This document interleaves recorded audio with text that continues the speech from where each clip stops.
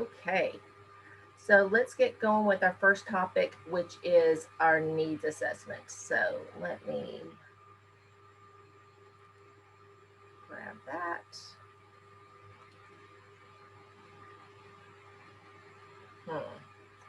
I think you're seeing a different screen than what I'm seeing.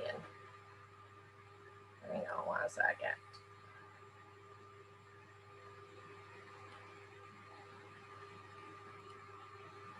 Dr. Coker, in the chat box, I've posted the link and I also posted the QR code. So if they want to click on that JPEG, they can use the QR code from the chat box as well. Awesome. Okay. What are you seeing on your screen right now? High tunnel needs assessment results. Perfect. That's what I want you to see. Okay, so I mentioned in the introduction that this was based on a grant project. Well, the project was all about surveying high tunnel users in Mississippi about the pitfalls, the successes, the opportunity they have working with their high tunnels. So I'm going to talk about how we did this survey, how we got the results, and what those results were. And I'm hoping that maybe some of the folks that are on today actually participated in our survey. So the project was current use, successes, and pitfalls among specialty crop producers using high tunnels in Mississippi. And as I mentioned, this was funded by a specialty crop block grant through the Mississippi Department of Agriculture and Commerce. So we have in Mississippi at the time, this was 2019, so there's a little gap between when we did the survey and now, pandemic. But we have about 300 farmers that have received EQIP funding through the NRCS cost share program. And the reason we targeted those users, there are definitely a lot more users in the state that have high tunnels and use high tunnels, and we absolutely recognize that. However, getting contact information for all these growers turned out to be an extreme challenge. So we decided to work with NRCS to talk to their growers because there was just not a lot of information about how folks were doing with their high tunnels. So we did a survey, and your privacy is super important. At any time we do any kind of survey from the university, we make sure that there are protocols in place to make sure that your confidentiality and privacy remains intact. NRCS is also very much dedicated to that. So we sort of had a double blind survey. So what we did is I had the survey printed out and put in envelopes. And in each of those envelopes was also a self-addressed postage paid envelope for the survey to be sent back to me. So this box of surveys, all patched up and ready to go, was actually FedEx to the NRCS headquarters in Jackson, because they actually had the list.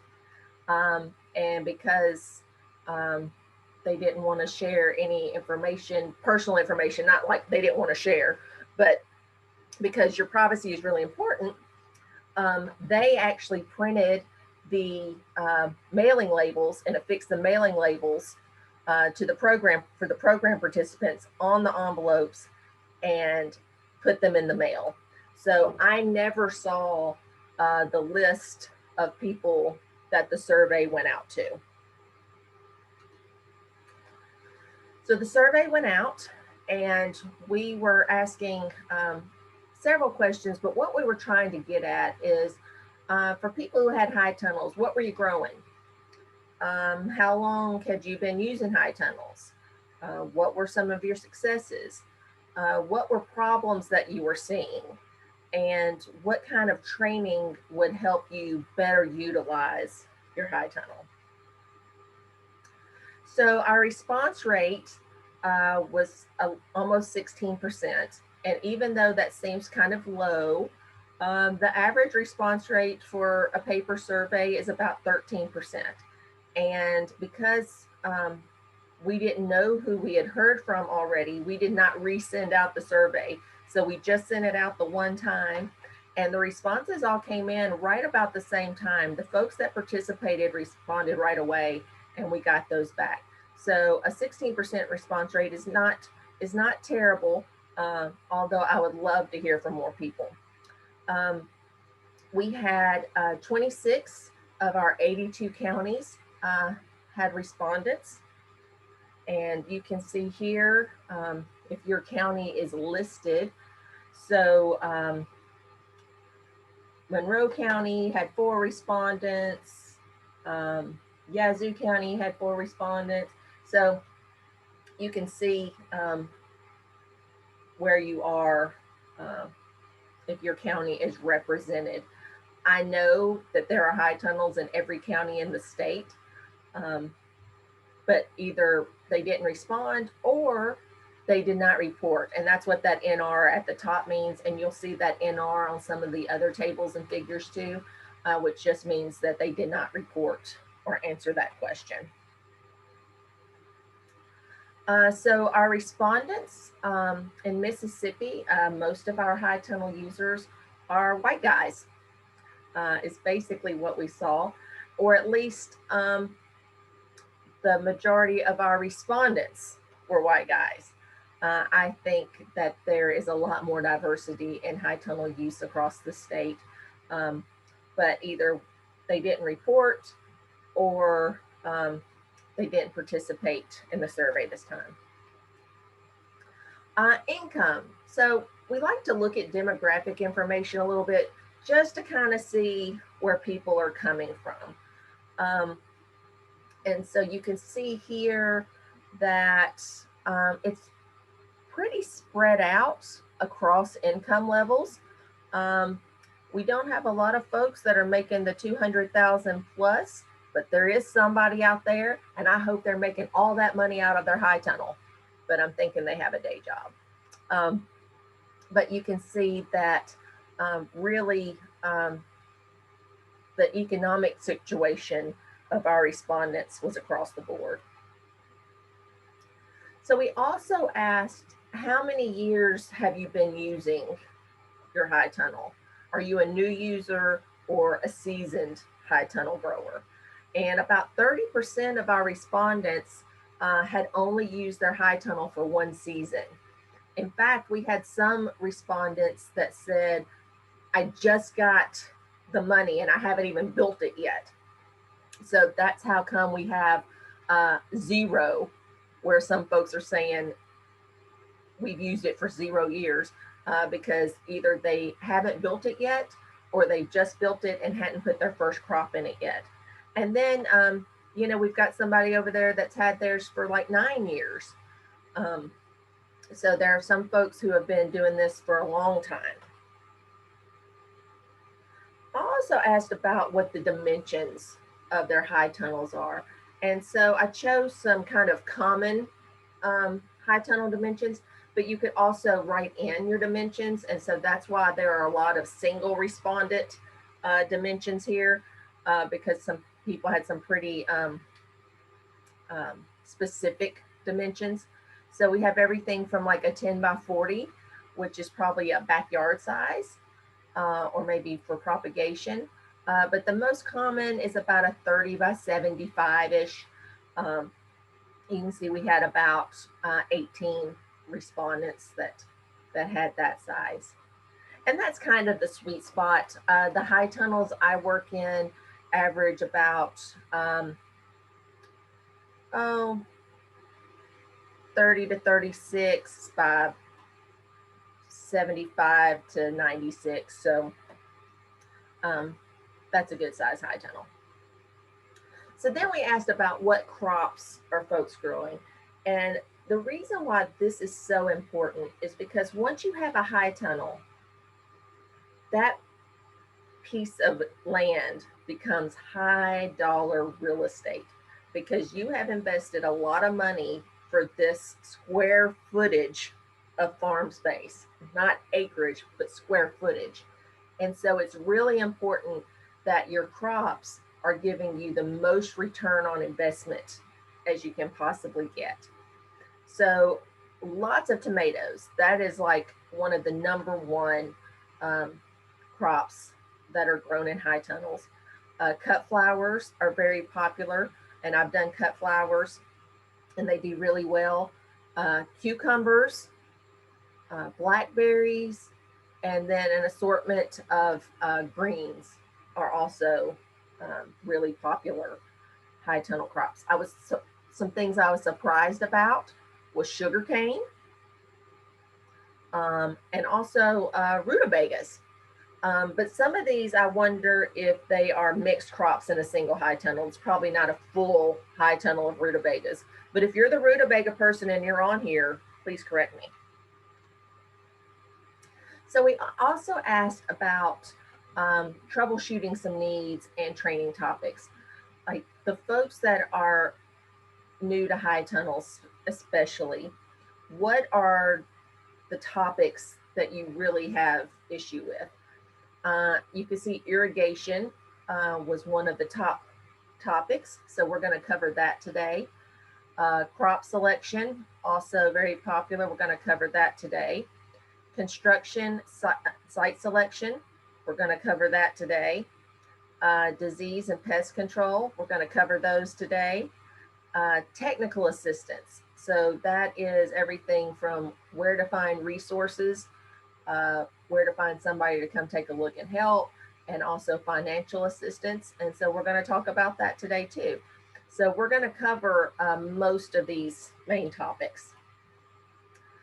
Some other topics were soil quality, cultivar selection, fire ant control, cut flower selection, using manures, rototilling, weed control, and also differences between greenhouse and high tunnel production. So today we're going to have an introduction to high tunnel production. We're going to talk about crop selection, irrigation, diseases, soil steaming, insect pests, financial assistance, and then Sam McLemore at the end is going to tell us all about his experience with his high tunnels. So I am based at the Beaumont Horticultural Unit. We are on Highway 15 in Beaumont, Mississippi, which is in Perry County. We're about halfway between the towns of Beaumont and Richton. Normally this time every year, we would be having a in-person field day. This year we're virtual, but next year we'll be back up and running. However, we love visitors, and we are happy to share our high tunnels and anything else we have going in the field with you. We'd love to have you stop by. The phone number there is the number for the station. If you'd like to set up a visit, that's my email address there. So feel free to reach out, and we would love to have you come see us. So with that, I am going to turn it over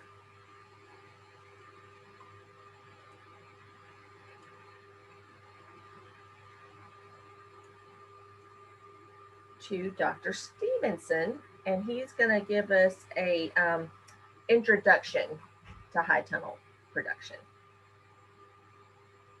Good morning. I'm very happy to see everyone here today. I'm going to start a video for you. I pre-recorded the section that I am talking about for the introduction to high tunnels.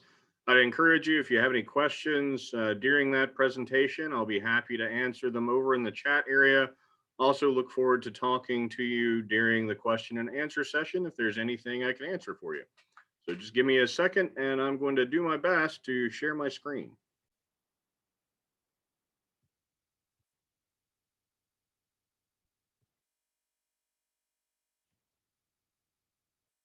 All right, you should be able to see that now. I'm going to go ahead and get it started. If we have any difficulties, please let me know.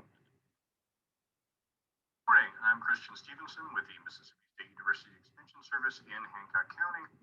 I'm going to give an introduction to high tunnels, discuss a little bit about what high tunnels are, some advantages of the use of high tunnels, and some considerations for growing crops in high tunnels.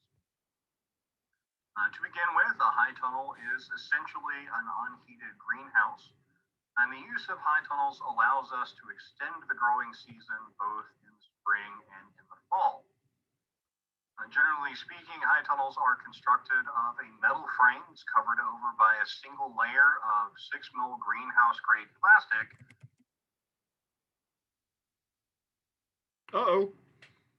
I apologize for that. We have a... And one consideration for the use of high tunnels is that they are considered a non-permanent structure. And as non-permanent structures, their use on a property doesn't generally impact property taxes. The principal difference between a greenhouse and a high tunnel is that high tunnels use passive ventilation rather than any active heating or active ventilation like you would see in a greenhouse.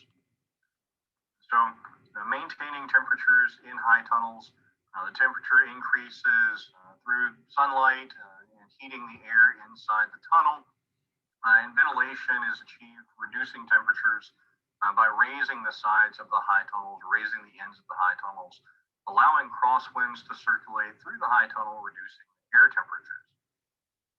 Some differences between high tunnels and greenhouses also include that high tunnels tend to have higher ceilings. That can be important as it allows machinery to be used inside of high tunnels. And additionally, in a greenhouse, generally we are producing plants in containers on benches, whereas in a high tunnel, we're generally producing either directly in the ground or in raised beds. And while high tunnels are not generally actively heated, occasionally you will see propane heaters or kerosene heaters being used to increase the temperature in the high tunnels when there are below freezing temperatures that are forecasted. Of course, the principal advantage of the use of high tunnels is it allows us to produce crops in a larger window than we would in the field. In particular, planting in high tunnels will allow us to plant 2 to 3 weeks earlier than we would in a field planting. And even if we plant crops on the same day inside a high tunnel as we do in the field, the increased temperatures inside the high tunnel can lead to increased plant growth and earlier harvest. And by producing out of that traditional crop production window, producers are allowed to or are able to receive a premium price for the produce that they grow. And that can lead to overall higher gross sales and a higher income per unit area of production. Another advantage of high tunnels is we can see increased yields for the crops that we grow inside the high tunnels, as well as increased produce quality. And by producing earlier and by being able to produce crops later in the year, we develop a relationship with customers, and that can allow us to help retain those customers throughout the growing season. So the big difference for high tunnels is that we can increase and maintain higher temperatures inside the high tunnels. That increase in temperature is governed by the sun. And so you will see variation in the temperature inside the high tunnel dependent on weather conditions, the time of day, and the time of year. Generally speaking, it's going to be cooler inside of a high tunnel on cloudy days than on sunny days. Cooler in the mornings and in the evenings than it would be in the middle of the afternoon, and generally in the spring and fall than in the summer. It is important to make sure we're maintaining an appropriate temperature for the growth plants. We don't want it to get too cold, but we also don't want it to get too hot inside the tunnel. And so a tool that can be very effective in helping us maintain those temperatures is a minimum maximum thermometer. They'll tell us, give us information on when we should be raising and lowering the sides of the high tunnel, as well as giving us information on when we're going to be able to get our crops in the spring and maintain those crops in the fall. It can be very important, the site that we select for our high tunnel. We do want to make sure that we have an area of our landscape that is level It also has full sun exposure, and we want it to be free of any obstructions. Generally speaking, here in Mississippi, we do want to orient the long side of the high tunnel north to south. That serves for the best light interception. We also want to consider that placement in relation to any available water sources we have. Talk about irrigation in just a few moments, but we will need to make sure we have that water source available so we can deliver water out to our plants. Of course, there will be some digging in the establishment of a high tunnel, and so for safety's sake, we do want to make sure we're aware of any underground power lines or gas lines, and ensure that we're not interfering with any of those. We do also want to make sure that we have the high tunnel in an area that will be protected from strong winds. Those strong winds can cause severe damage to high tunnels, as you can see in the lower picture here. But we do also want to make sure that we have sufficient airflow through the house during the growing season in order to get that air transfer to be able to lower the temperature inside that high tunnel area. In terms of when to plant, there are some hints we can use for scheduling, though I think it's important to say that the best teacher for this, as with many things, is experience. But it is important to know the last freeze date or the first frost date throughout the year for the area of your production, as well as to know the days to maturity for the varieties that you're using. And always be aware, of course, that the weather varies from year to year fairly significantly sometimes, and so differences in weather from year to year can significantly affect our schedule. And again, using a thermometer to monitor the temperatures inside the high tunnel, both for the air temperature and the soil temperature, can be a valuable tool in determining when we want to plant inside the high tunnel. Of course, we also want to make sure, in terms of scheduling, that we're ready to have a market for what we're producing and be prepared for that, just as a general practice in our production. This chart comes from the Vegetable Production Guide from Mississippi State University Extension, and shows the last freeze dates in spring for the different zones here in Mississippi. You can see in the very southern part of the state, where I'm located, that last freeze will very often be at the very start of March, whereas further up in the state, we'll see that be into the early part of April. But keep in mind, for these planting dates, through the use of high tunnels and that season extension effect that we have, we're going to be able to plant a little bit earlier in that high tunnel than we will out in the field in the dates that are given on this chart. And again, as we mentioned, inside the high tunnel, we can generally start crops 2 to 3 weeks earlier before we'd be able to plant them outdoors. But we still see some effect even if we plant on the same day, because of the increased temperatures inside the high tunnel. We'll see increased plant growth, and we may see an earlier harvest even if we're planting at the same time. So as you see on the chart here on this slide, the plants in this study were planted at the same time. That higher dotted line shows the growth of plants inside the high tunnel. Lower sort of dashed line shows the growth of plants out in the field. You can see the increased growth that we get because of those increased temperatures inside of the high tunnel. But just to show that a little bit more visually, these pictures were taken at a farm where they were putting in a high tunnel in the field. You can see this is a fairly simple structure that's using PVC to make the frame of that, with wood being used to make the end walls. This picture was taken in the mid to late part of April, and you can see a comparison there between the plants being grown inside that high tunnel area in comparison with the field. And in this case, I think maybe there's a little bit of difficulty in seeing a big difference between these plants, though the plants inside the high tunnel area are a little bit larger. But as we move to a picture taken about a month later, This was on May 20th. You can see there's quite a significant difference in the growth of the plants within the high tunnel in comparison to the plants that are outside. So some considerations that we want to keep in mind when we are building a high tunnel. Of course, we want to keep in mind the cost of the high tunnel. And because we have the cost of the production of that high tunnel and building of that high tunnel, we want to make sure that inside that high tunnel, we are producing a crop that has a high value.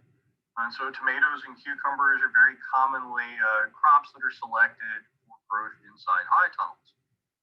In that high tunnel, we want to make sure that we're both getting an increased yield, and we're also being able to get into that market window where we can get a higher or a premium for the crop that we're growing. And there will be a slight increase in labor associated with management of the high tunnel, any minor repairs that might need to be made, and also just raising and lowering the sides is just a little bit of increased labor. There are kits available for constructing high tunnels from numerous retailers, as well as retailers that will provide a service in constructing them. Generally speaking, as I've mentioned earlier, the frame is made of steel, though there are some that are constructed out of PVC. Generally, 6 mil plastic sheeting is used as the cover material. 4 mil plastic sheeting has a tendency to tear a little bit more easily, and so I wouldn't recommend that. And we do want to consider what size of a high tunnel we're going to build. As we increase size, we want to make sure that we have the production area that we're going to be putting inside of that high tunnel. And there's a really good breakdown of the costs of construction for a high tunnel that you can find in the link that's put here on the slide. And this will be available to you as the materials that you receive as part of this meeting. Generally speaking, for a cost per square foot in the range of $1.28 to $1.47, dependent on the size of the high tunnel that you construct, with a slightly lower cost per square foot as the size of the high tunnel increases. And here you can see this is the process of building a high tunnel. The metal frame here has been put up out in the field. You can see a quite high ceiling that allows the equipment to enter into that area. So a really large, good metal frame put up. And here we see the finished product, the finished high tunnel with the cover on and closed to increase the temperature inside there. And again, you can raise and lower the end walls, and raise and lower the sides of the high tunnel as a way to affect the temperature inside. In addition to the use of high tunnels, there are some additional season extension technologies that can be used in concert with the high tunnel, and that can allow us to extend the season even beyond the capabilities of the high tunnel itself. So in particular, the use of raised beds and plastic mulches can be used just to increase minimum soil temperatures to get to that level earlier in the year so we can plant earlier. Additionally, row covers or thermal blankets or cold frames can be used to protect plant canopies from cold damage. And by using these, using raised beds, using plastic mulch, and using row covers, we can extend that growing season an additional 2 to 4 weeks. Here you see just an image of a low tunnel being used out in a field environment. This essentially has the same effect as a high tunnel, increasing the temperature and protecting the plants from cold temperatures. That can be applied inside a high tunnel as well, further increasing the temperature for those plants and providing additional protection from the cold. This similarly is a thermal blanket laid down to help increase and maintain soil temperatures so we can plant earlier. Of course, irrigation is going to be important in the use of high tunnels. Most effective way to deliver water to our plants in the high tunnel is going to be drip irrigation. And drip irrigation itself has a number of advantages. Principally, we are very efficiently delivering water down to the root system of the plant. That allows us to avoid delivering water to other areas. And by avoiding that, we can limit the development of weeds inside the area of the high tunnel. In addition, because we're not overspraying the plants with water, many fungal and bacterial diseases require that extended period of free water on the leaves in order for diseases to establish, so we can see a reduction in disease incidence inside the high tunnel as well. Another important element of drip irrigation is that overall just lowers water use, so we see a reduction in any waste of water that we might have. Soil management is very important in high tunnels. We want to make sure that we are maintaining good soil quality. And high tunnel production is highly intensive and very demanding of our soils. One very important element in high tunnels is they aren't receiving any precipitation. And so we don't see any leaching of nutrients away like we might see out in field production. Additionally, we might also see that soils inside a high tunnel can become compacted and is going to be at a higher risk for loss of structure and loss of organic matter. So good high tunnel soil is going to have good physical structure, have good drainage and pH and organic matter. It's not going to be compacted. Of course, we want to make sure that we're taking steps to ensure that we don't see the buildup of soil-borne diseases. So important practices for high tunnels is going to be maintaining soil health through adding organic matter, avoiding over-fertilization, and crop rotation, again, to avoid buildup of any soil-borne disease. Fertilization inside high tunnels is very efficiently done by delivering water-soluble fertilizers through fertigation or through the irrigation system. Compost can also be a very effective way of delivering fertilization into the high tunnel. And again, since the ground in that high tunnel isn't subject to precipitation, we can see a buildup of soluble salts in the soils. So soil testing is very important as just part of the management of fertilization inside a high tunnel. And when we're fertilizing, we want to make sure we're just using the lowest recommended rate that's provided by that soil test. And again, fertigation systems do a very good job of delivering the required nutrients out to those plants. I very much appreciate your time this morning, and I would also very much appreciate any questions you may have. And I'll see you back in just a little bit to talk about insect management in high tunnels. Thank you very much. All right, thank you very much. And again, I look forward to any questions you may have as we go forward. All right, next up is Dr. Evans. Good morning, everyone. Good morning. I too have a video to share.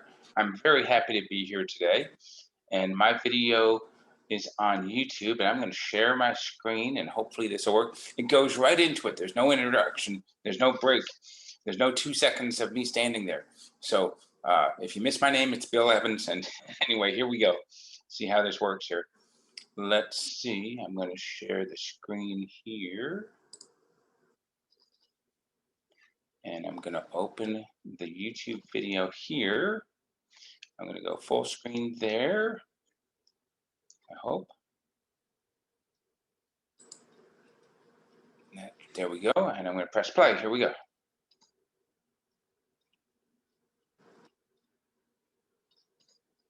Hey, good morning, everybody.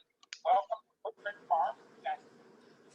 My name is Bill Evans. I work at the farm group, and we're very thankful today that Evans has invited us part of their extensive presence on High Tunnel. And I'm going to speak today about variety selection and quality like High Tunnel. Why is it important for all the detail and thought about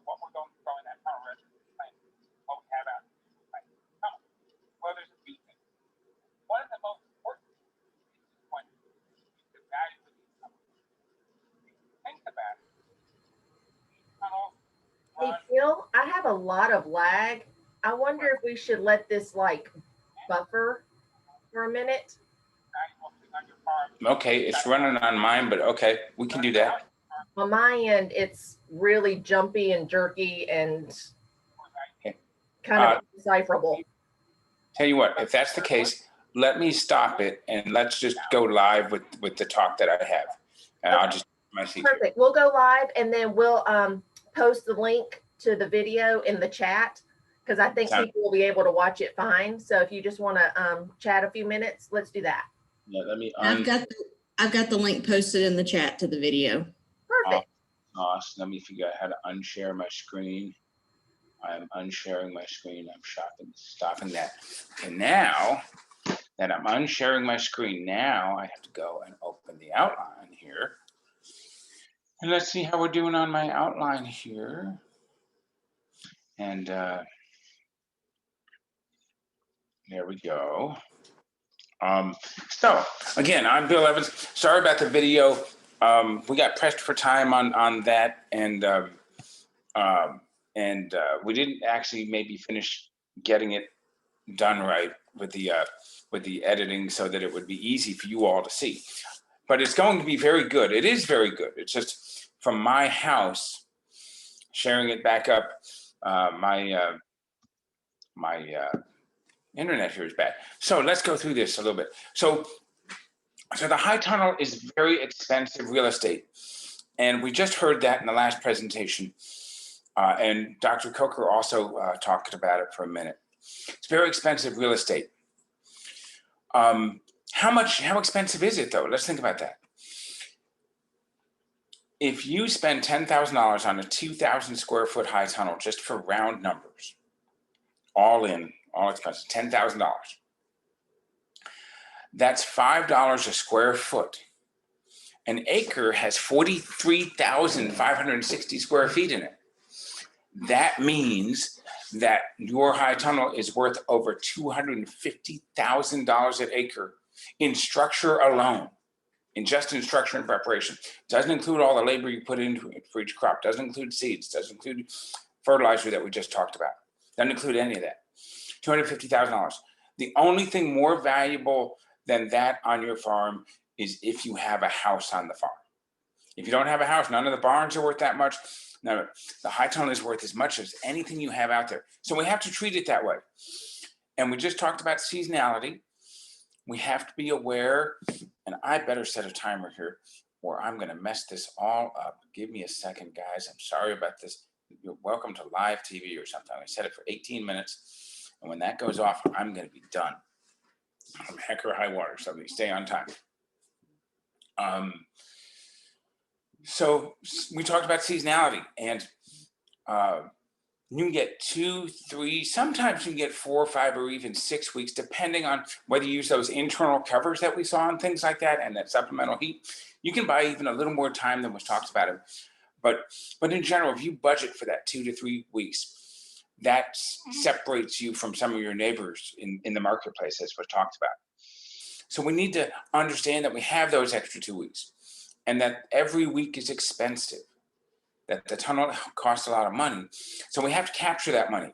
I had a brother that worked for one of the big box stores, and one of his trainings as he got to manage a department and that sort of thing, that's about as far as he went before he moved on to the next big thing in his life, was you can't sell off an empty shelf.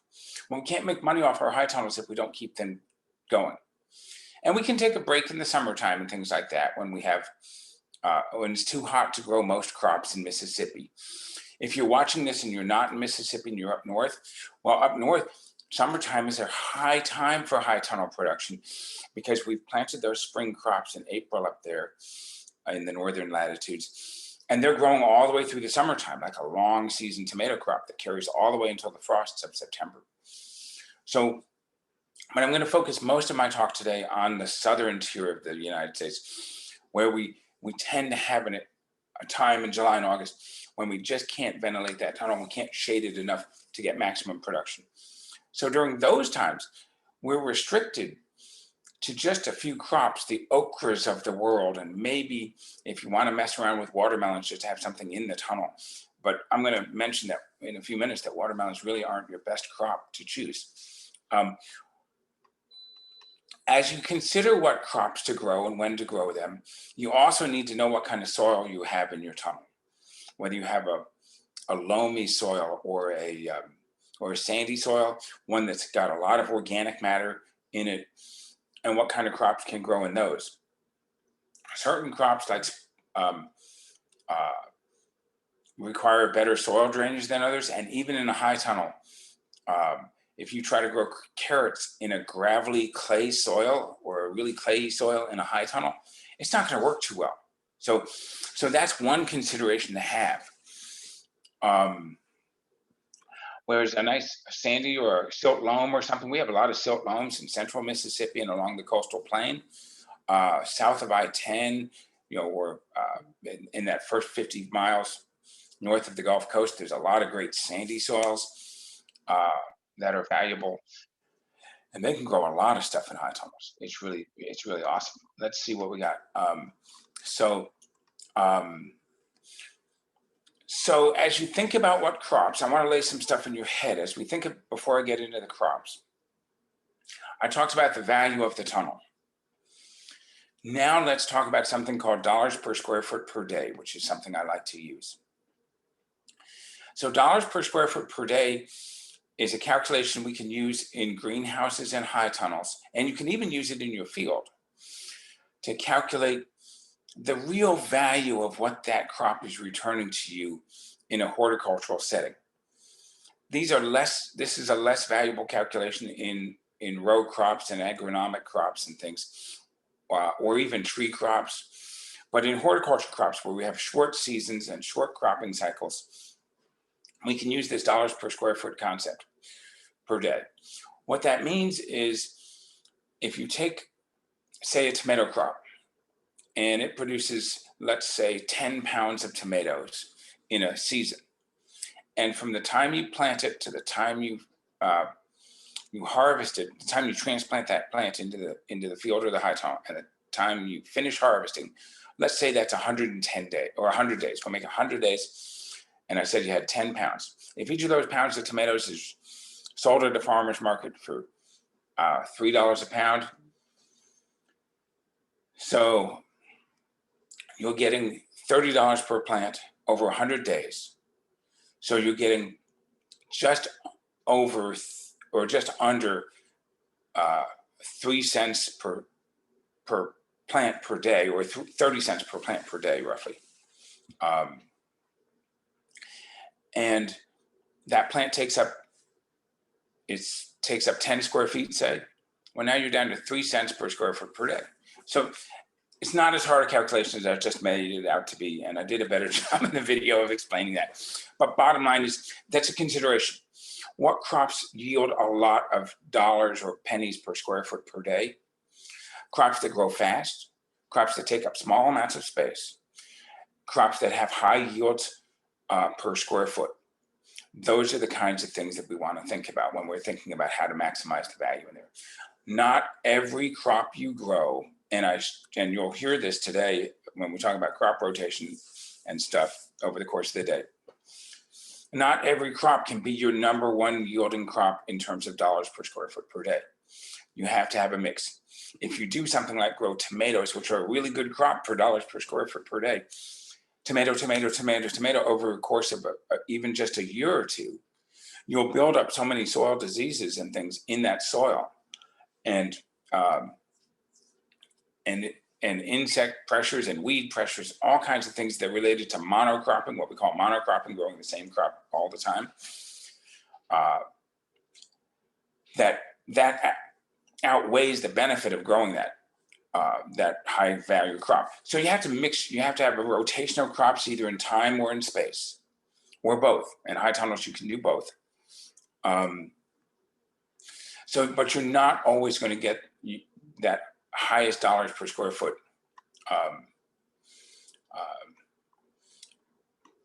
in your tunnel.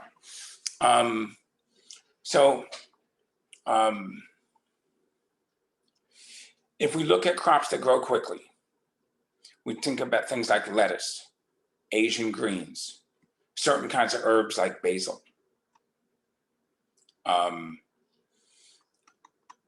Then we look at things that take a little longer to grow, but have high dollars per square foot. Those are your tomatoes and things like that, that don't take up too much space per yield unit that they make. But if you look at a crop like okra, which has a similar plant spacing to tomatoes and a similar life cycle in terms of days to harvest and number of weeks of harvest and all that stuff, but the value of the okra coming off the plant is so much less than the value of tomatoes coming off a tomato, that okra is a less worthy crop of considering for a high tunnel than tomatoes are. The same is true for green peppers and bell peppers. But both of those can be pretty lucrative, especially if you have a good market for spice peppers. They can be very lucrative, and they can be a great summer choice for high tunnels because they tolerate that heat. Bell peppers, not as much, but many of the spice peppers, which are in a slightly different, mostly in a slightly different species of pepper than bell peppers are, that difference in genetics allows them and favors them in hot weather more. But there's another set of crops to consider for high tunnels that can be very, very lucrative. Those are cut flowers. Of all the crops I've talked about so far, cut flowers are probably the most lucrative crops per dollar per square foot per day of all the things we've talked about. What's the challenge of these cut flowers, though? The challenge of the cut flowers is the same as the challenge of the herbs. And actually, it's a little more challenging with the herbs in our markets, especially in direct markets, than it is with the zinnias. And the challenge is the size of the market and your ability to move the crop that comes out of the high tunnel in the volume that that tunnel could possibly produce. If you had an entire tunnel of basil or an entire tunnel of zinnias even, the chance of you being able to market all of those stems in a local setting, it's very hard. But those can both be very, very lucrative crops on a portion of the tunnel space that you're using. Dr. Guihong Bi and Meng Gu and myself did a study at Crystal Springs years ago. I don't know that it's been mentioned yet, but I worked for Crystal Springs for 17 years before I joined Up in Farms. And we did a study down there about 10 years ago on some of the earliest high tunnel work in the state of Mississippi. And Dr. B, who led that study, was able to grow 10,000 zinnia stems in a half of one of these 30 by 96 tunnels that we had. So that's a little longer than a standard NRCS 72-foot tunnel. But even in a 72-foot tunnel, we would have been able to grow in just half the tunnel about 8,000 stems. But there's no way the farmer's market in Crystal Springs would have supported 8,000 stems of zinnia, even over the 15-week life of it. The market just would have gotten tired of it. But they could have tolerated a quarter of the tunnel or an eighth of the tunnel. And at $1 a stem, that would still be thousands of dollars just from that quarter of a tunnel. Same with sunflowers and same with gladiolas are another one. There are several great cut flowers that are great candidates for high tunnels. But this factor of the market is one you have to consider when you're considering what crops to grow. You should know what you're selling before you plant it. That doesn't mean you know every day in every market and oh my gosh, I'm going to sell 1,400 tomatoes on Saturday, June 15th, because that's the peak of the tomato selling season. You don't have to know it down to that penny, but you do have to have an idea of what the market wants and what it needs. There's a lot, I've lived in 8 states. There's a lot of stuff that would sell like hotcakes in some of the other states I've lived in that wouldn't sell down here worth a darn. Just as if I took mustard to Boston, I don't know that I could sell 10 clumps of mustard in a weekend in Boston. But down here, I don't know that I could sell 10 kubacha squashes in many markets in this area in a weekend. So you have to know your market. You have to know your market, and you have to anticipate, and you have to keep building your market. But that's another talk. Where are you selling your crops? Are you selling them directly to consumers? Are you selling them to restaurants? Are you selling them to grocery stores? Do you have some accounts with some local grocers or retailers? Are you adding value to your crops? Do you have to have some crops like those peppers we talked about, spice peppers? Maybe you're making pepper sauce.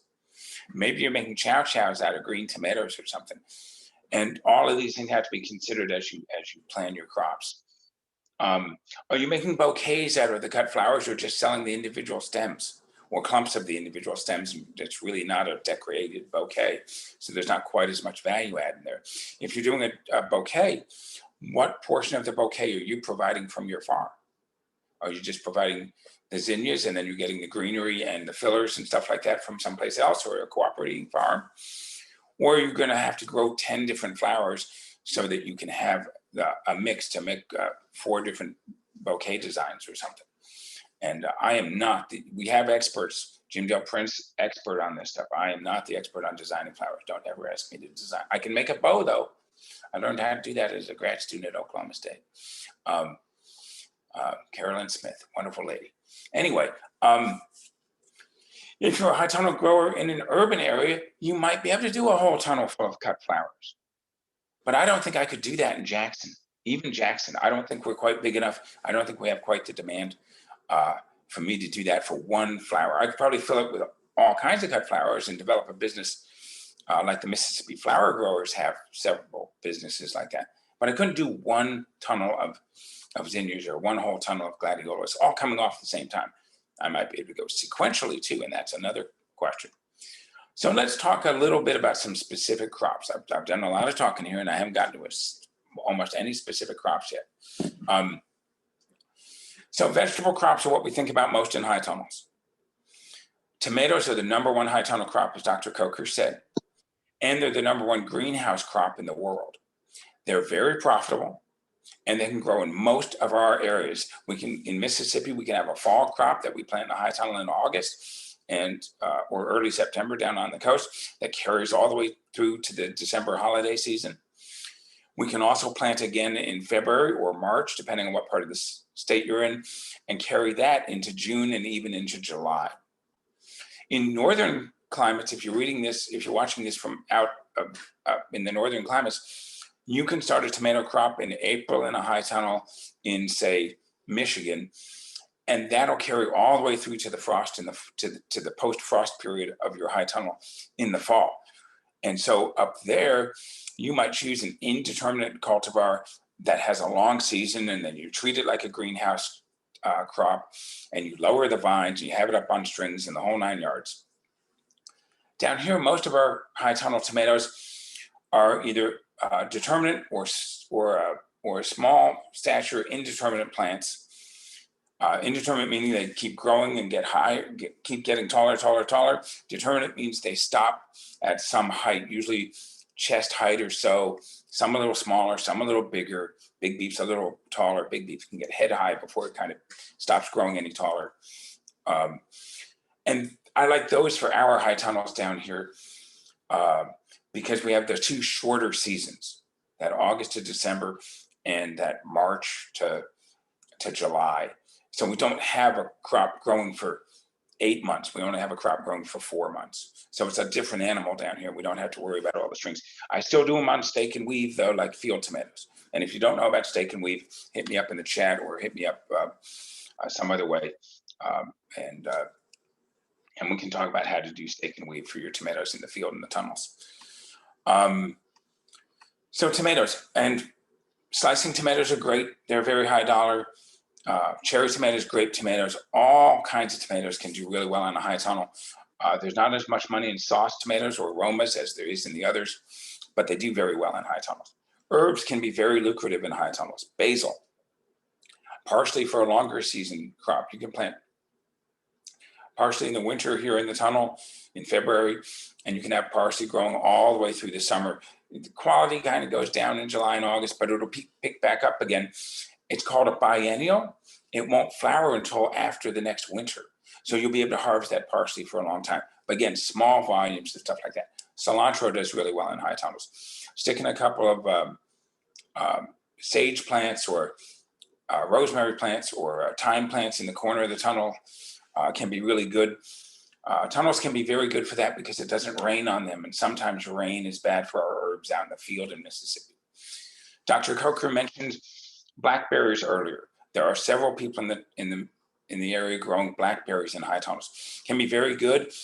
The spotted wing Drosophila can be a bear in a high tunnel blackberry crop. Blackberries perennial. There are thornless blackberries now. So, and there's some very good high quality blackberry fruits out there. It's kind of expensive to start fruits. Don't grow trees. Don't grow peaches and things like that in a high tunnel. I do have one person in Hinds County growing satsumas in a high tunnel. She does very well. Her dollars per square foot per day are very happy for her.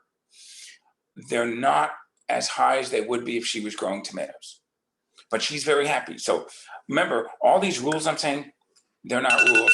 They're just, oh, look, I'm almost done. I'm going to be done in 1 minute. So they're guidelines. So you got to find out what works for you. Again, the cut flowers works really well for dried or fresh cut flowers. There are some people doing blueberries in high tunnels.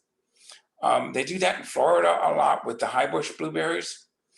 For our climate, I think there's some research going on. I don't know what the results of that are. Maybe someone else at MSU can update us on some of that research that's going on in the state. Nursery crops. If you have a market for nursery crops, you can grow nursery crops in there. Once you get past the 3-year requirement on an NRCS tunnel, you can grow potted crops in the tunnel, like potted shrubs and trees and flower bulbs and things. The row crops are not appropriate for tunnels. Irish potatoes can be really good in high tunnels. Sweet potatoes, not enough dollars per square foot per day. Giant crop, long season. Pumpkins, not a good crop for high tunnels. But summer squash could be a good crop for a high tunnel. Cucumbers are a great crop. Again, the lettuces. Heirlooms, if you're going to grow heirlooms, tunnels lend themselves to things like heirloom tomatoes on grafted rootstocks. The rootstock is the root portion, and the scion or the top is what we're going to get the good fruit off of. They have these rootstocks and grafted tomato plants now. They're very expensive, but it turns out they're not. They're only because you can upwards double the yield off the plant by spending that extra, literally $2 or $3 a plant extra. But all you need is 1 more pound of tomatoes to pay for that plant. So that's very lucrative. I better quit right now. Let me see. Use your catalogs. One more thing. Use your catalogs and your salespeople. Buy good seed. Buy commercial quality seed, coated seeds, pelleted seeds, organic seeds. If that is your market. Some have fungicide treatment, some don't, depending on the seed and stuff. But your professional seed salesperson, they're actually an extension of the extension service if they're good at their job. They're not going to sell you anything that's not going to bring you back the next year. So thank you very much to MSU Extension, to Dr. Coker and the team here, to Footprint Farms who did the video with me, to Upland Farms.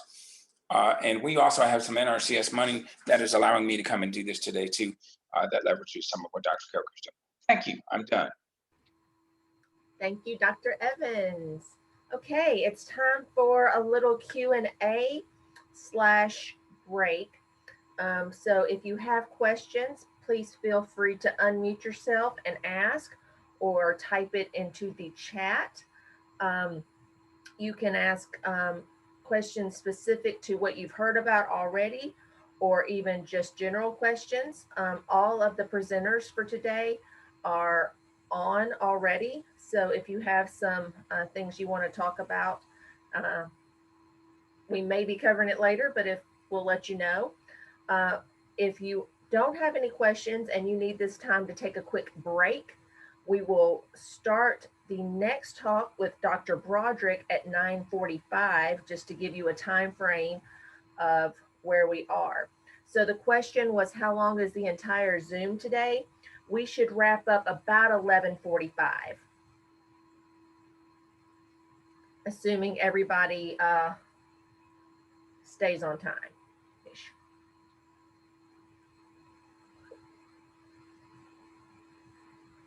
We have a lot of information to share. This could have been a week-long seminar series, but we hope that we're hitting the highlights. So we're going to be here for questions. So like I said, feel free to unmute yourself or drop it in the chat, and grab a cup of coffee, take a break, take a stretch. As my nephew says, sometimes you just got to wiggle. So if you don't have Good morning. Hi. Good morning. I have a question. This is Cindy Ayers Elliott at Footprint Farms Hey, Cindy. out of Jackson. How are you? Good. My question to a lot of the other farmers that's on, I'm curious to what they have available right now, and how many of these crops that Dr. Bill talked about are we actually growing in the high tunnels? I know for us, we're growing the potatoes, the new potatoes, and we're growing kale, specific types of kales in our tunnels, as well as we have an herbal tunnel that we grow different herbs in one tunnel in raised beds. But each of our tunnels have one or two crops only in, and we do rotate every year or every season, every crop from our tunnels. We'll rotate them, but we're having great success with using our high tunnels, longer and earlier planting and longer harvesting. So we're very excited about all of our tunnels. We're growing Swiss chard in lettuce in tunnels, bok choy. We're doing that in tunnels. We're doing a lot of our Asian greens in different tunnels, and they're beautiful colors. We're making sure that our tunnels are as beautiful as they are profitable. We're putting different colors inside, which makes it easier for me to work in. But just curious to what else anybody's growing in their tunnels. Thank you. Thanks, Cindy. Anybody want to share what they have growing? Are you guys able to hear me? Yeah. Well, my name is Wendy Johnson. I'm a beginners farmer, and the lady that just left off, I have been following her for the longest. And I wanted to ask her, Miss, are you open anytime this weekend, or are you open to the public to come and perhaps answer some questions or maybe give some insight on some things in person? Well, that's a great question. We are a full-time farm, and we work full-time. We opened the farm on Friday evenings from 3 to 6, and that's usually for our customers, our CSA customers, to come by and pick up their boxes. Yes, ma'am. And I'm here during that time and would love to speak with you, or we can chat later. Okay. I'll be out of town this weekend though. I actually Yes, will be ma'am. doing something in Texas. Yes, ma'am. But every Saturday morning at the Mississippi Farmers Market, we're there. Our crew is there from 8 o'clock until 1. So a lot of great farmers will be there and could also answer some of your questions. But thank you for following us, and thank you for that question. Thank you.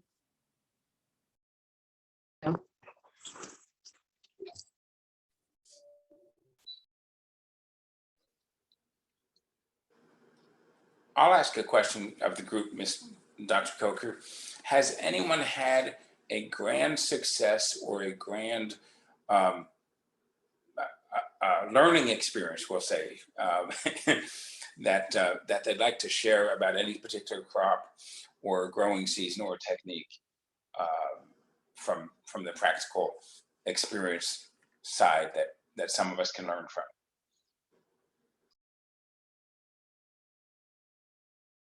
I think they're all bashful today, Dr. Bill. But we have had a learning experience, and I would definitely encourage others to do this. We actually had dinosaur kale growing for 18 months, the same plants, and it didn't seed until that 18th month. So for us, that was amazing. It was one of our higher yielding crops that we've had on the farm. But because we planted late to put the seeds in and utilize the tunnels for the winter, keeping them warm, keeping the sides and everything down, it was able to withstand what usually should have been the first seeding. It just didn't know it's supposed to, so it did. So that's one of our biggest ones. And Dr. Bill, how do you explain that? Well, something like kale, kale is what's called a biennial. It needs a cold period to start seeding. And when Danny, who is the farmer that planted that for you on your farm, he planted that crop about December 20th, 2019, which is the winter solstice. So by the time the crop came out of the ground, the days were already getting longer. And the crop needs the shortening days to trigger its reproductive responses. So it grew and grew and grew. And meantime, the stuff that was out in the field that had been planted in November and September and October of 19, by March and April of 2020, it was all going to seed. It was all flowering and all that stuff. But this one crop in the tunnel grew right through it. It got to be May, and I'm like, well, this wasn't triggered by the winter because it didn't. And I asked Danny when he planted it, and he said, just before Christmas. I said, so he planted it just before Christmas. It grew all summer long. We had a shade cloth on the tunnel. We were able to ventilate it and carry it over the summertime. Quality kind of changes a little bit in July and August. The leaves get a little tougher and stuff. And but we had it on drip irrigation, grew it. Quality came really roaring back, and yields came roaring back in September and October. Cindy, you must have cut 3,000 or 4,000 bunches of kale out of that. I mean, big, and Danny's bunches are like 2.5 pound bunches. These are giant bunches. He must have cut 5,000 or 10,000 pounds of kale out of that tunnel. It was absolutely amazing. And then he got farmers market prices for it. So you can imagine the numbers on that. Really good dollars per square foot per day, even though it was a 500-day crop. Mm-hmm. Well, it was great. It didn't go to seed until April of 2021, and he is still cleaning up the house right now. Yeah, we are. And the thing about that is you can see the photo that I'm in. I'm actually inside of our kale tunnel. It actually got taller than I am tall. Well, I'm 5'5", so it got over my up to my head, if not over. But the great thing about it is that the new growth continue to come on the stalk from the bottom. It's also how you harvest, and we always harvest, with the in mind of making sure that the crop value goes to us as well. So we take a lot of time and patience, Danny does, to harvest it. And so we always harvest it from the bottom up, and we keep going up, and new leaves continue to grow. So we're very pleased with that crop. And we're doing that again in another tunnel. We're getting this tunnel here, which was tunnel 2. We're letting it go back to earth, or try to use as much natural as possible to get more of those nutrients back into the soil before we start working it again. But thank you, Dr. Bill, and it is something to see. It's a beautiful plant.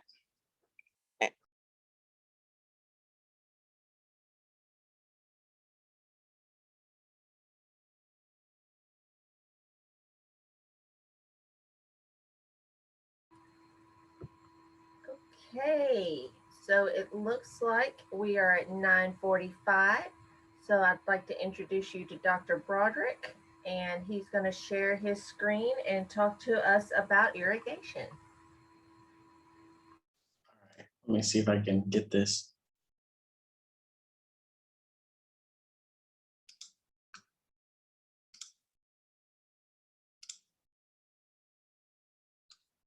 All right.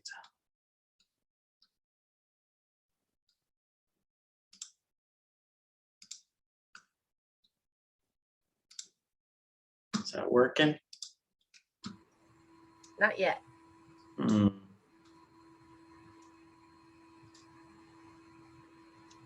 we're gonna do it this way. Zoom is a love-hate relationship. Oh my goodness. Of course it doesn't work, even though I've shared lots of screens. Totally understand. Let's see. We're gonna try this. Hey. Work? Yes. Okay. All right. Sorry about that technical glitch. Wouldn't be a Zoom meeting without them. All right, well, today I'm going to talk about high tunnel irrigation. We've heard a little bit about this earlier from Christian about the importance of irrigation in high tunnels. You know, high tunnels, of course, they exclude rainfall because they're covered. And so we have to add supplemental watering. And Christian talked about drip irrigation, and it really is such a great method. You get to keep the leaves dry, which Dr. Evans talked about the importance of that to prevent soil pathogens. And because of drip irrigation, you're not going to have splashing of the soil onto the leaves of the plant. So you really are going to prevent a lot of pathogens from developing. It also enables you to really fine tune in exactly how much water you're applying to your crops, and you're going to be able to deliver them directly to the crops, and you're not going to have a lot of waste in other areas. So soil moisture levels vary a lot based on how much moisture there is in the soil. So, so soils that are too wet, that are fully saturated, they really promote a lot of plant pathogens, and the growth of the plant is really slowed down in soils that are overly wet. And then on the opposite end of the spectrum, you can have soil that becomes too too dry. And when the soil gets too dry, that also halts plant growth, and then it can really cause plant stress to occur. You can also have extremes of your watering cycles where your plants are getting too wet, and then they're getting too dry and then wet again. And this kind of back and forth also causes a lot of plant stress and can promote pathogens to develop. And so we want to reach kind of a happy Goldilocks zone. And so we want to reach something called the allowable depletion. And so after your soil is completely saturated, you're going to have runoff on the top of the soil, and you're going to have water loss through gravity pulling the water through the soil. So after a couple of days or so, you'll reach what's called filled capacity, where your soil is fully saturated, but you're not losing soil based on those factors. And then from there, you'll have evaporation occur, and evaporation can continue all the way until your plant soil is completely dry. Excuse me. So at that point, obviously, plants can't grow beyond a certain point of soil becoming too dry. And so we want to reach kind of a happy medium, like I talked about.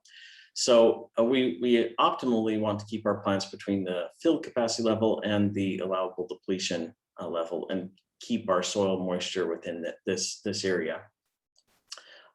This really optimizes how well the plants are going to grow, and it's going to optimize your plant health as well.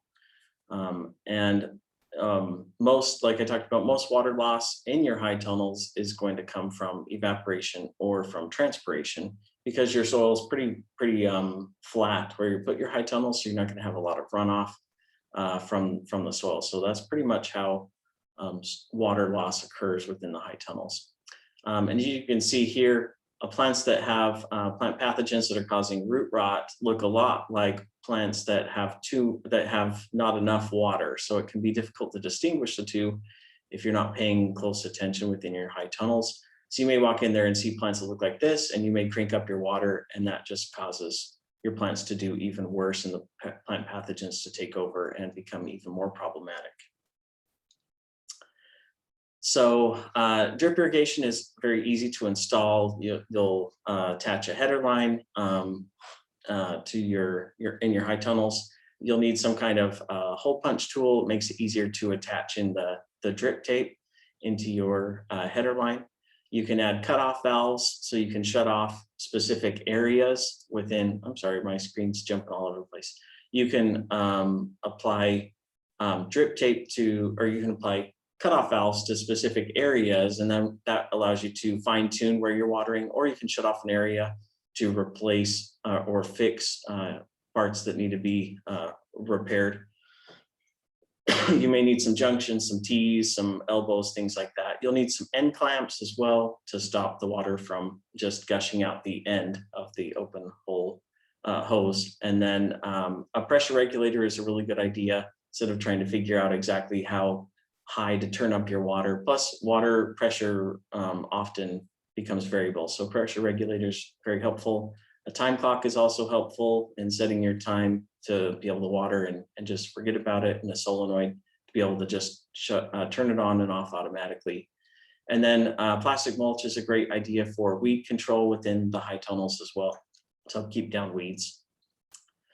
But you can do more fine tuning of your irrigation by using soil moisture sensors. So timer-based irrigation is great and works, but it doesn't account for changes over the season that you'll experience from increased evaporation rates or decreased evaporation rates, and for increased transpiration rates. So a small plant is going to transpire less water and move less water out of the soil than a large plant will. And so your transpiration rates generally increase as your crop grows and develops, or that's the goal at least. And then for excuse me, for evaporation, as the summer warms up, typically your evaporation rates also increase.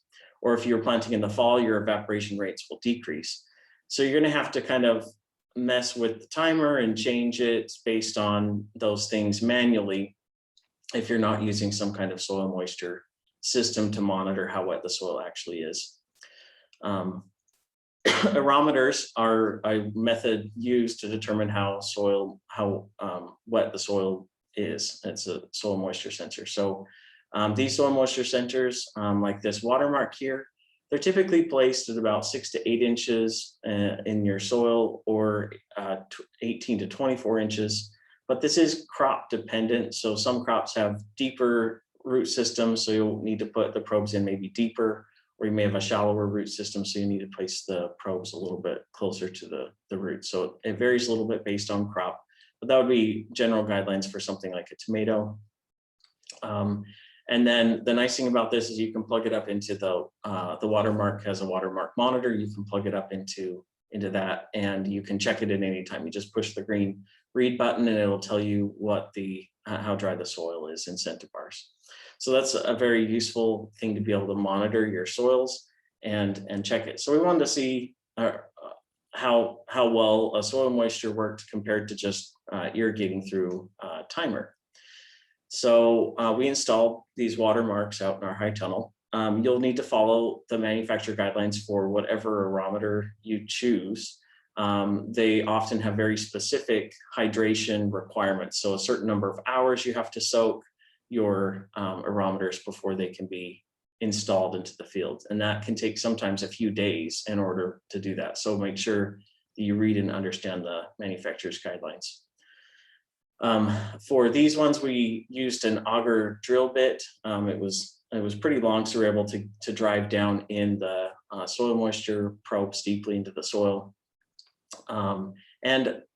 This particular watermark, it has this sensor here that's sized correctly for you to be able to put on a PVC pipe onto the end of it, and you thread the electrical wire through the middle of that PVC and out the top.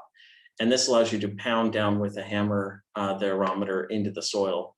You may want to make a little notch up in the top of your PVC pipe, so when you hammer the top of it, you don't damage or so you don't damage the wire at the top. So you can just put it out to the side with a little notch at the top. So you can hammer that down into the soil. We filled ours with expanding foam to keep soil, or to keep them from not getting water down inside of them, and to seal them all up. So, and then after we drilled with our augers here, you can see this drilled down in, we were able to pound them down with a hammer and then create kind of a mud slurry that we're able to pour in to backfill, so you get a nice, good, tight contact between the sensor and the soil, which is what you need to get an accurate reading. So we looked at lettuce yields and using aerometers, and we planted lettuce down at the Beaumont Experiment Station and here at the Truck Crops Experiment Station. And we set the aerometer rates to be the same when we turned on our watering.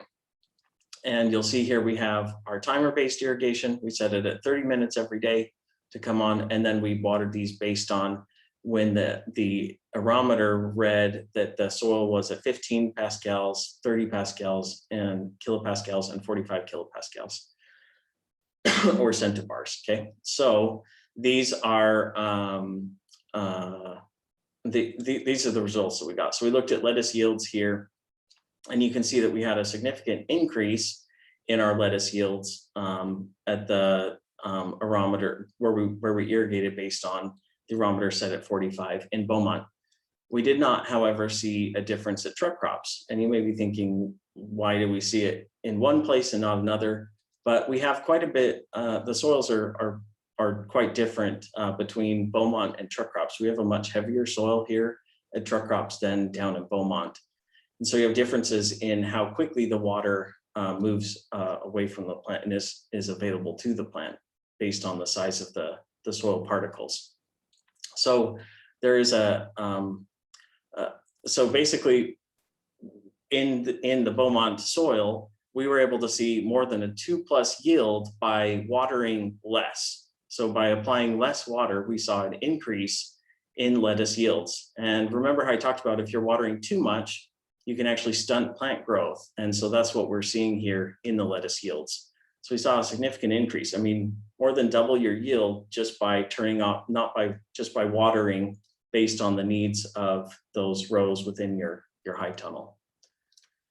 So here you can see here we have kind of a silty loam soil here, and they have more of kind of a sandy loam up in or down in Beaumont.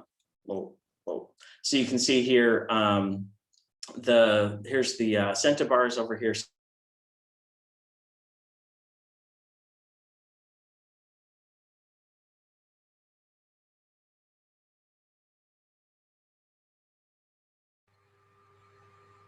Sean, I think you froze up a second.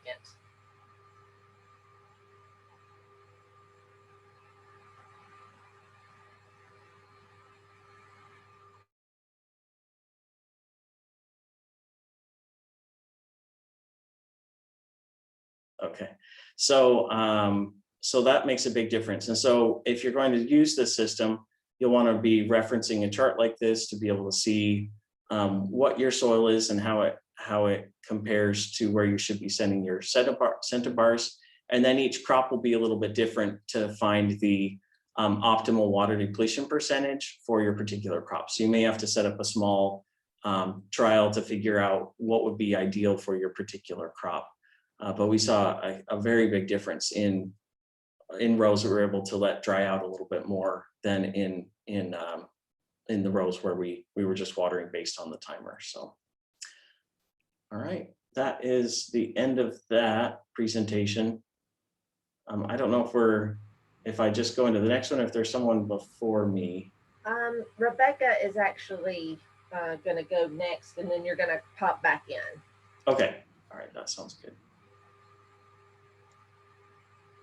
So our next speaker is Dr. Rebecca Melanson, and go ahead and share your screen. Okay, let's see. You should be able to hear me and should be able to hopefully see the presentation now. Yes. All right, I think we are good to go. So good morning, everyone.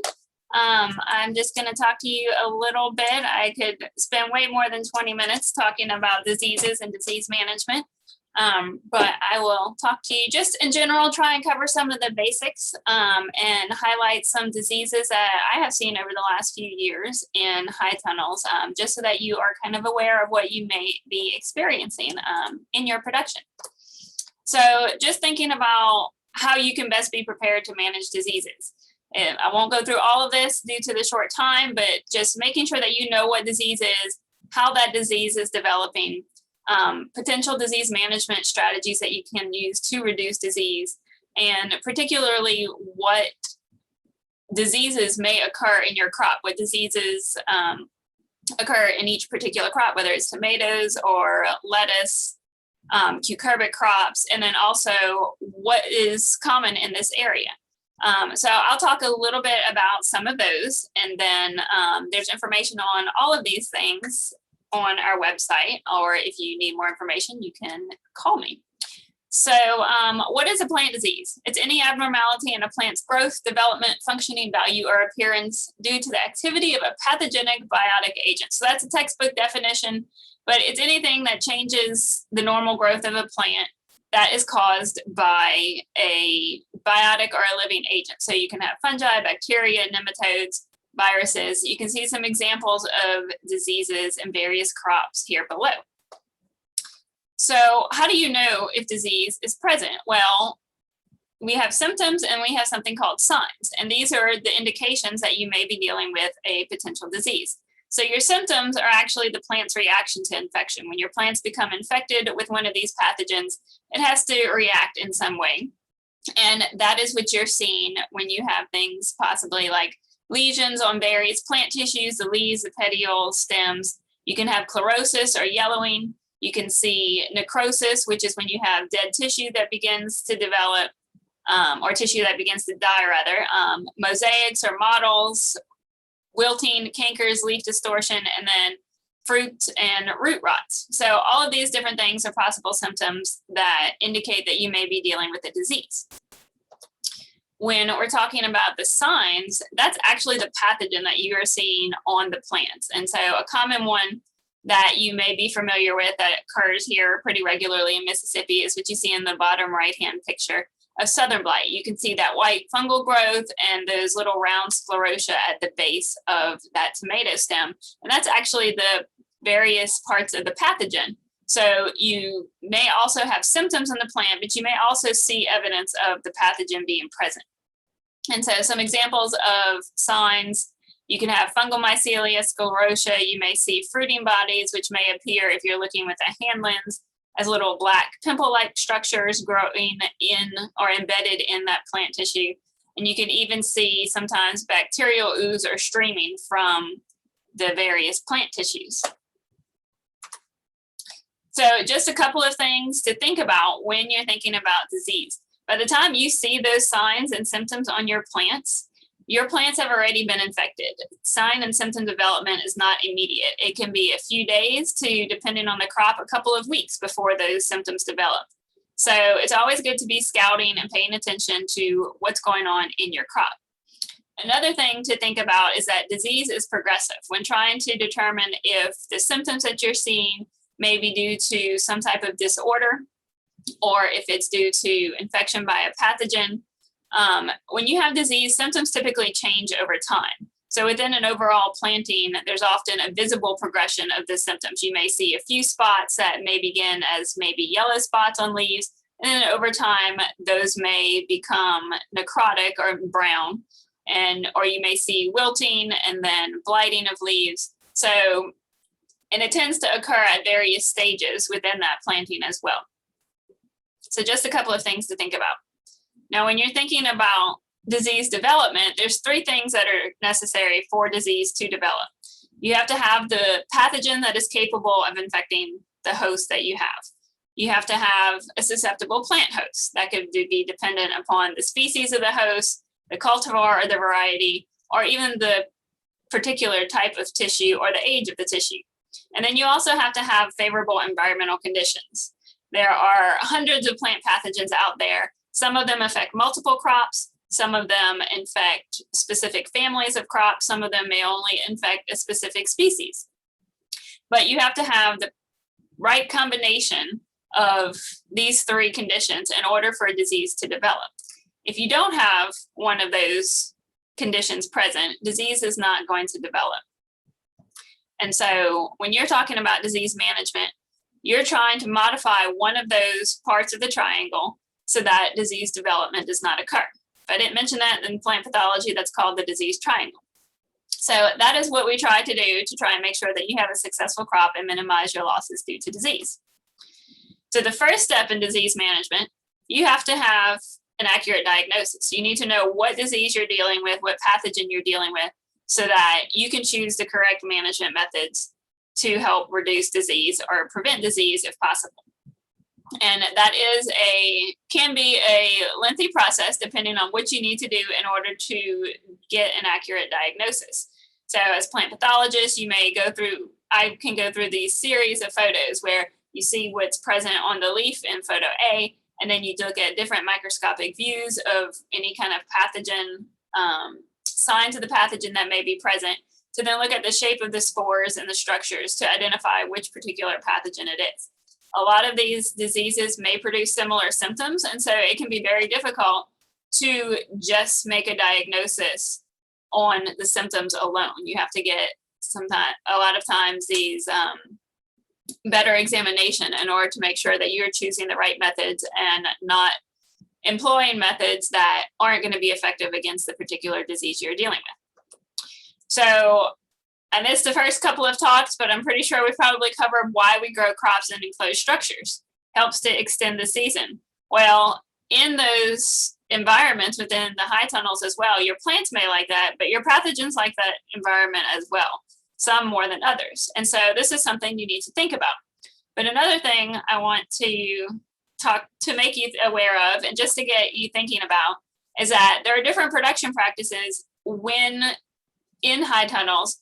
And so when you're preparing for potential disease problems, it's important to think about those. So these are some examples of high tunnel production. These plants are all growing in the ground. So in these cases, you may have more of an issue with your soil-borne plant pathogens. Sean mentioned some of that with irrigation, and a couple of the other speakers mentioned things as well. These are some other iterations of high tunnels I've visited where they're growing in pots or in hay bales. So that may help you to minimize any potential impact by soil-borne plant pathogens, but you may still have other pathogens that are that do well and diseases that may develop well in those high tunnel environments. So again, that's just one little thing to think about. So I want to talk to you about just some of the diseases that you may experience. And I will focus mostly on tomatoes and cucurbit crops because that's what I deal with a lot. As was mentioned, tomatoes is one of the most grown vegetable crop in high tunnels. But this disease, damping off, it can occur to numerous plants, numerous vegetable crops. This is generally the first disease that growers may experience during the season. Damping off can be caused by a number of different fungal pathogens or pathogens that we call water moles. This is the term for the disease that we give when you have an infection of seeds or seedlings that leads to plant death. And so you can see some examples of what may happen to those seedlings in the pictures here. Some of those common symptoms, you can have failure of the seeds to germinate. You can have discoloration and rots of stems near the soil line, like you see in the top picture.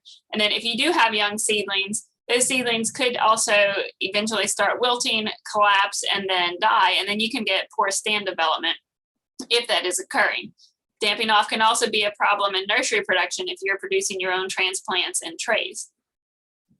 So the pathogens that cause damping off tend to do well in wet conditions and cool temperatures as well.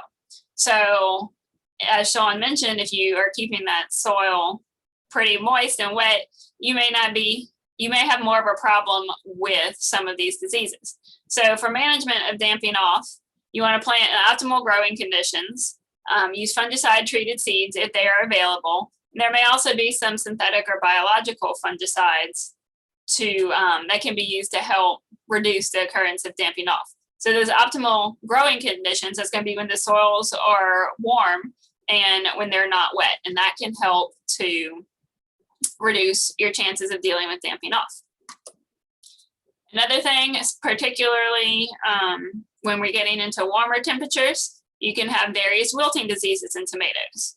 So I won't try and get everybody to answer since I have so many people on the call, but these are 3 images. Just think to yourself, can you tell the difference between any of these pictures? Could they be all the same disease? Well, the case in this is that they are actually wilting tomato plants caused by 3 different diseases. So a lot of times I may get a picture saying, what's going on? My tomato is wilting. And I'll get a picture of this and it's like, well, these are 3 of the common ones, but there's also a number of other ones. You can also get wilting caused by too much water or lack of excess water, mechanical damage, insect damage. So pictures can be worth 1,000 words, but you may also need more information to try and get an accurate disease diagnosis. So I do want to talk about each of these because I have seen each of these in the area. So southern blight, probably many of you are very common with this. This is caused by a fungus. It attacks all parts of the plant that come in contact with infested soil With tomatoes particularly, this is often at the stem base. So I'll focus on tomatoes, but as is seen here, southern blight can actually infect, the pathogen can actually infect numerous plant hosts.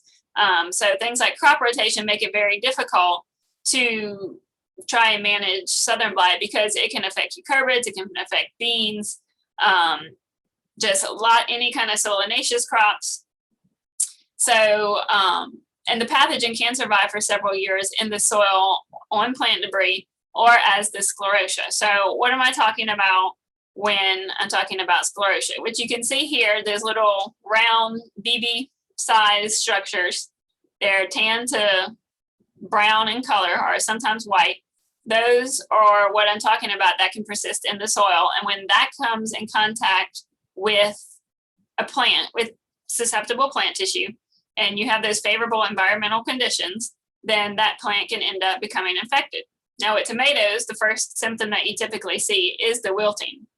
A lot of times though, when you have high humidity or moisture in the environment, moist soils rather, you can see this fungal growth that develops on the base of the tomato stem. And let's see if the mouse will work. If you see here, this is the white fungal growth, and then you have the sclerotia here.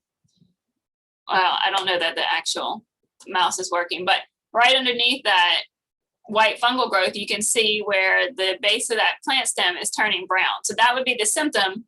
The parts of the fungus that you see would be the signs.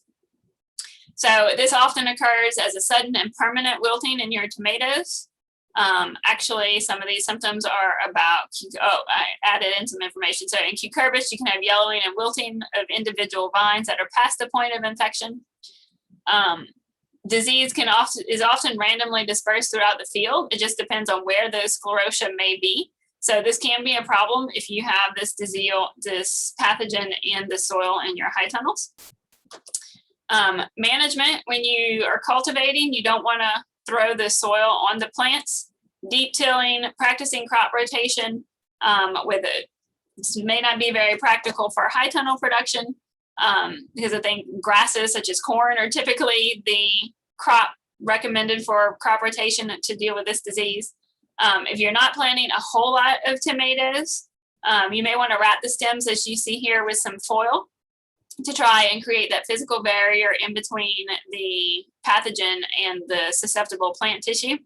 If you do have this disease that's starting to develop, if you have limited occurrences in your planting, you want to remove those infected plants and the nearby soil around the base of that stem and bag it up right there and try and get it out of the garden so that those sclerotia aren't continuing to develop and dropping within your within your high tunnel. And then there are some fungicides that are labeled for southern blight in commercial production. So bacterial wilt, this is caused by a bacterium. This pathogen also can survive in soil and in surface water. It is pretty common in the southern United States. Again, this is one of those diseases that when your temperatures get warm, I start getting calls about wilting tomato plants, but it's very difficult to manage once it is established. There's no treatment or spray that you can apply that will help to manage this disease.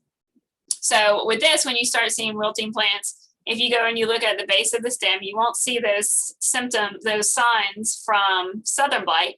You may see a brown lesion at the base of the stem. And if you cut that stem, you can see some discoloration of the vascular tissue.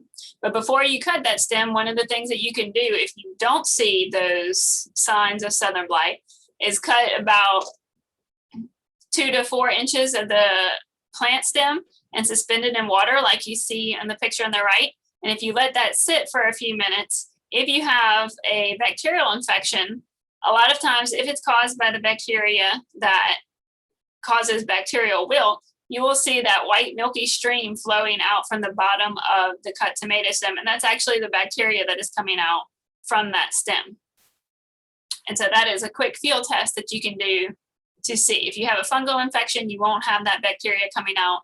It's not a guarantee that you're dealing with a pathogen that causes bacterial wilt. There are a couple of other bacterial pathogens that can do what this is called bacterial streaming, and that can cause wilting in tomato plants. But this would be a good clue that you at least have a bacterial infection, and that there may be a good chance that you have bacterial wilt. So rotating crops, using crops that are resistant to wilt, your peppers and your eggplant can be infected as well as your tomatoes. Removing and destroying infected plants. There are a few varieties of tomatoes that have at least some type of tolerance. They have been tested in other states. I'm not sure how well they do under our conditions and disease pressure here. And the pathogen that causes this is an Aphis select agent. So there are different races of the pathogen that are not present in the US. And so they're trying to keep them out. So when this pathogen is positively identified, we report it to Aphis if we're using the particular diagnostic methods according to protocol. So timber rot, this is another fungal disease. In tomatoes, it's called timber rot.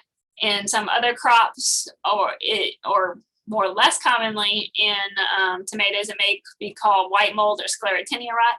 This is a common disease in greenhouses and high tunnels. The disease development favors cool, moist conditions. And if you have free moisture and high humidity, that's really important for disease development. So again, conditions that are common in your high tunnels. You can see some of the pictures there. When the plant becomes infected, the stems turn very brittle and bone-like. And then if you cut those stems open, like you see here, you may see, these are also sclerotia, but these look like rat droppings rather than the round BB-shaped sclerotia of southern blight. And you can have those sclerotia that are forming along with white fungal mycelium that you see in the bottom right-hand picture. Again, here, the first symptom that you're probably going to see is the wilting of the plants. So you can see some more pictures here of that infected stem, what it looks like when you cut it open, and then a close-up of the sclerotia. So those sclerotia, when they are new, they are black on the outside. If you cut them open, they're white on the inside, like you can see here. So utilizing practices that prevent, there's supposed to be another word there, I believe, dense canopy growth. You want to try and make sure that you're getting good airflow throughout those plants. Trying to deep plow plant debris or bury sclerotia. And again, if you have limited infections, trying to remove those plants because you don't want those sclerotia falling in the soil and staying in your high tunnel. Because then you have the possibility of having that disease occur from year to year. So I mentioned that was in tomatoes. The same pathogen can also cause cabbage drop, stem rot, watery soft rot in many brassica plants or brassica crops. It can also affect numerous other crops.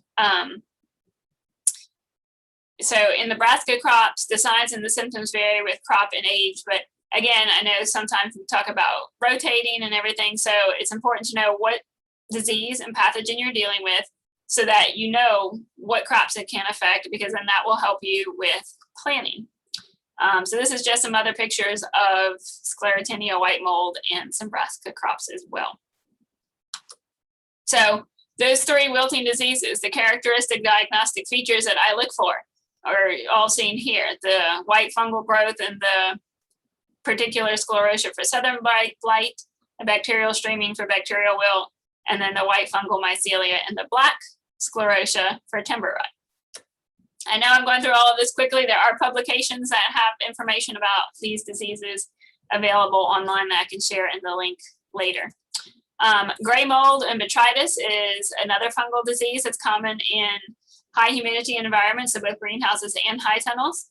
This can affect all above ground plant parts, but it does not actively infect healthy tissue. A lot of times, particularly in tomatoes, infection occurs at wounds or at dead tissue if you're pruning those plants.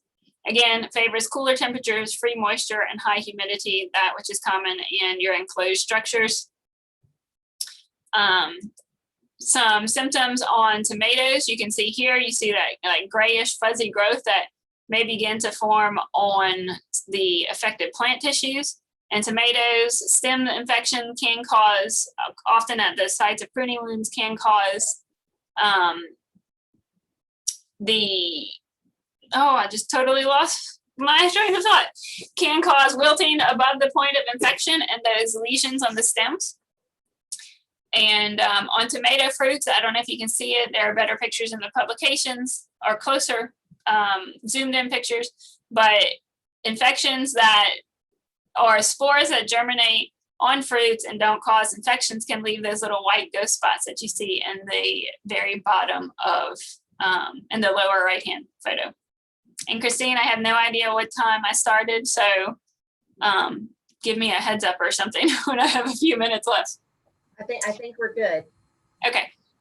So again, gray mold, using practices that reduce leaf wetness, minimizing wounds, practicing good sanitation. Those can all help trying to manipulate the environment when you can to reduce that humidity, promote good airflow, and minimize that leaf wetness can help with gray mold. Now, again, I was talking about gray mold on tomatoes, but gray mold can occur in lots of other crops. So focusing here on vegetables, but here you can see gray mold occurring in lettuce and causing disease there. And then the picture on the right, the strawberry on the far left in that picture is gray mold as well. So you can see that fuzzy fungal growth. So I know some people try and do strawberries in high tunnels as well. So again, if you're doing multiple crops, this is one of those diseases that can go and develop from crop to crop, and it's the same pathogen. Leaf mold, not to be confused with gray mold, is another fungal disease that occurs in tomatoes. This disease largely affects the foliage, but you can see all of the yellowing on the leaves in the picture. It can be pretty extensive. This is a disease that, again, favors that high humidity. It's more common in those enclosed structures rather than out in the field, but the pathogen can survive on your crop residue. So dissemination by rain, probably not so much of a big deal in your high tunnels because of the precipitation, unless you were maybe doing that overhead watering. And you can have seeds that can be contaminated.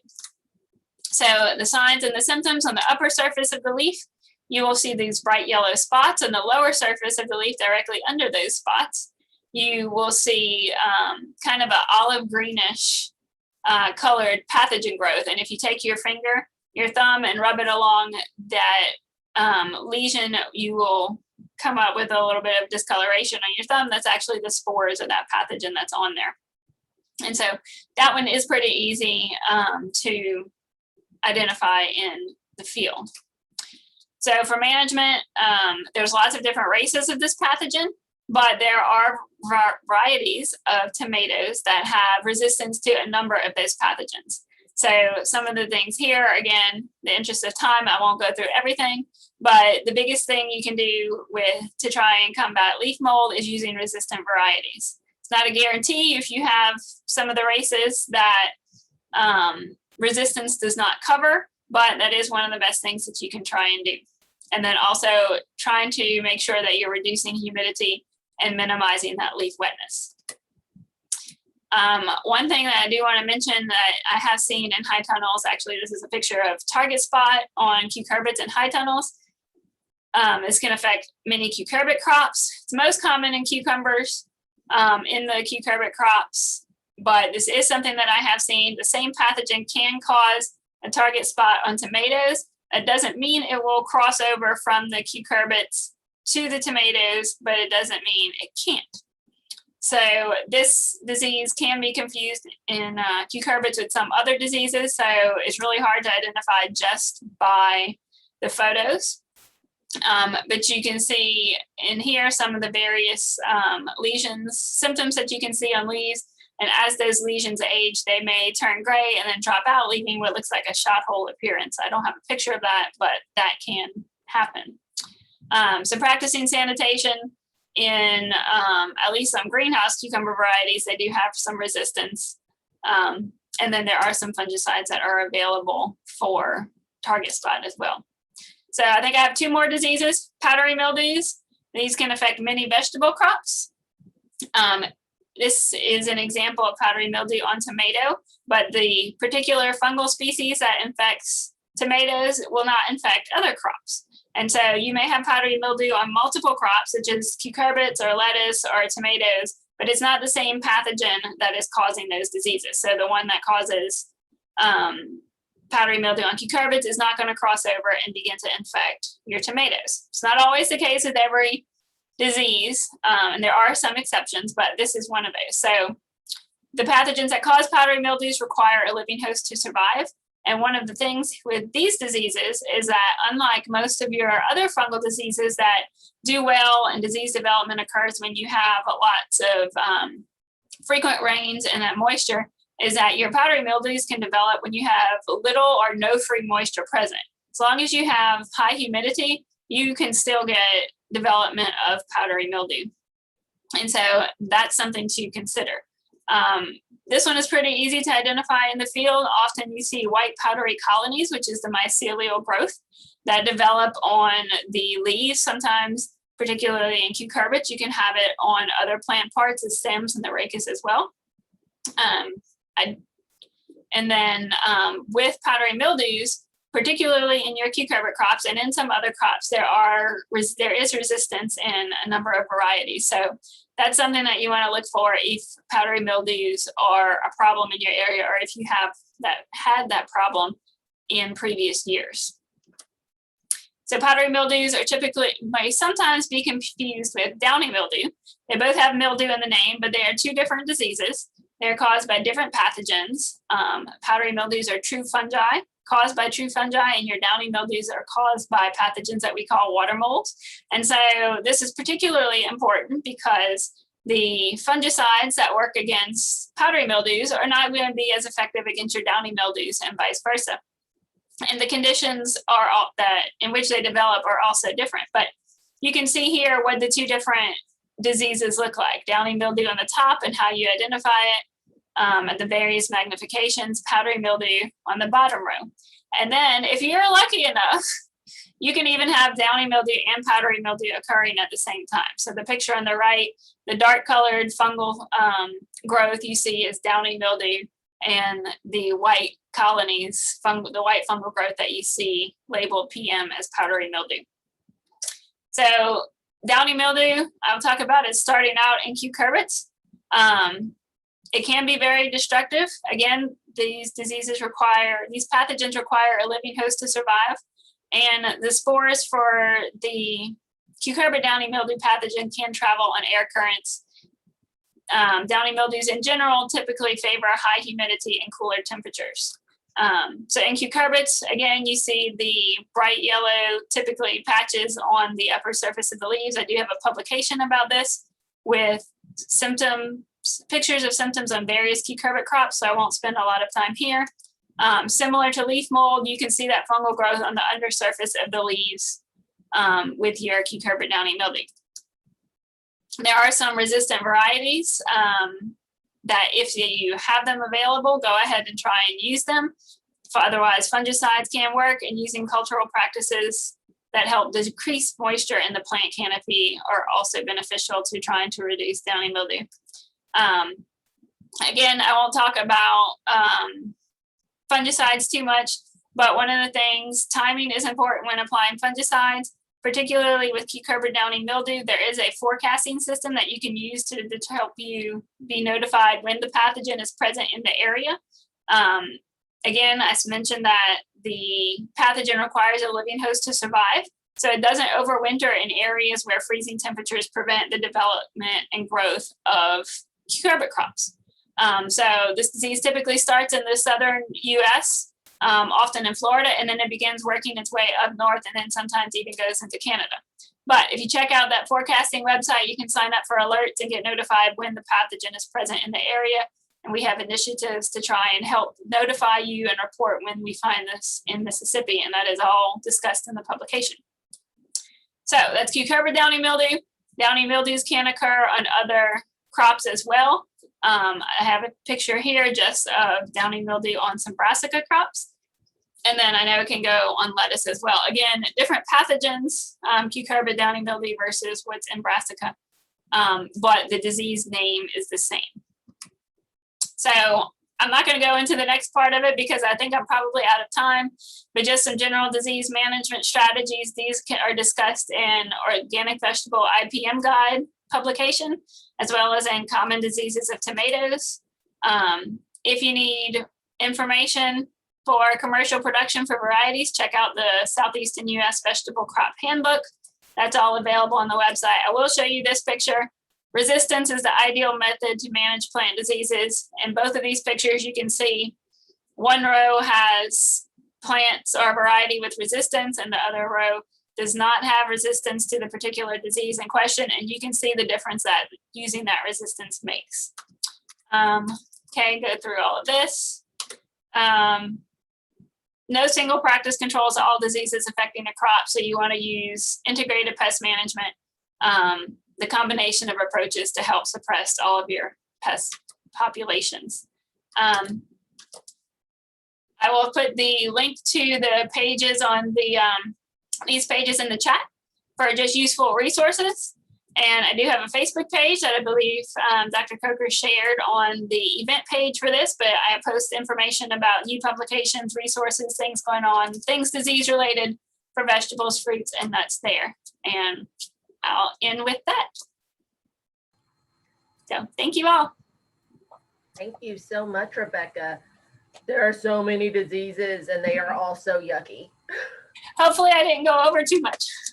No, that was a lot of really great information. And everybody, Rebecca is really great about really keeping those publications up to date and current. And so look for those links in the chat and check out her Facebook page. So much good information. And as I mentioned during the introductions, she has some trainings coming up this year too. So be on the lookout for some of those. Okay, so we're going to move right along back to Dr. Broderick, who is going to share about soil stemming, which is a really cool way to clean up soils in your high tunnel.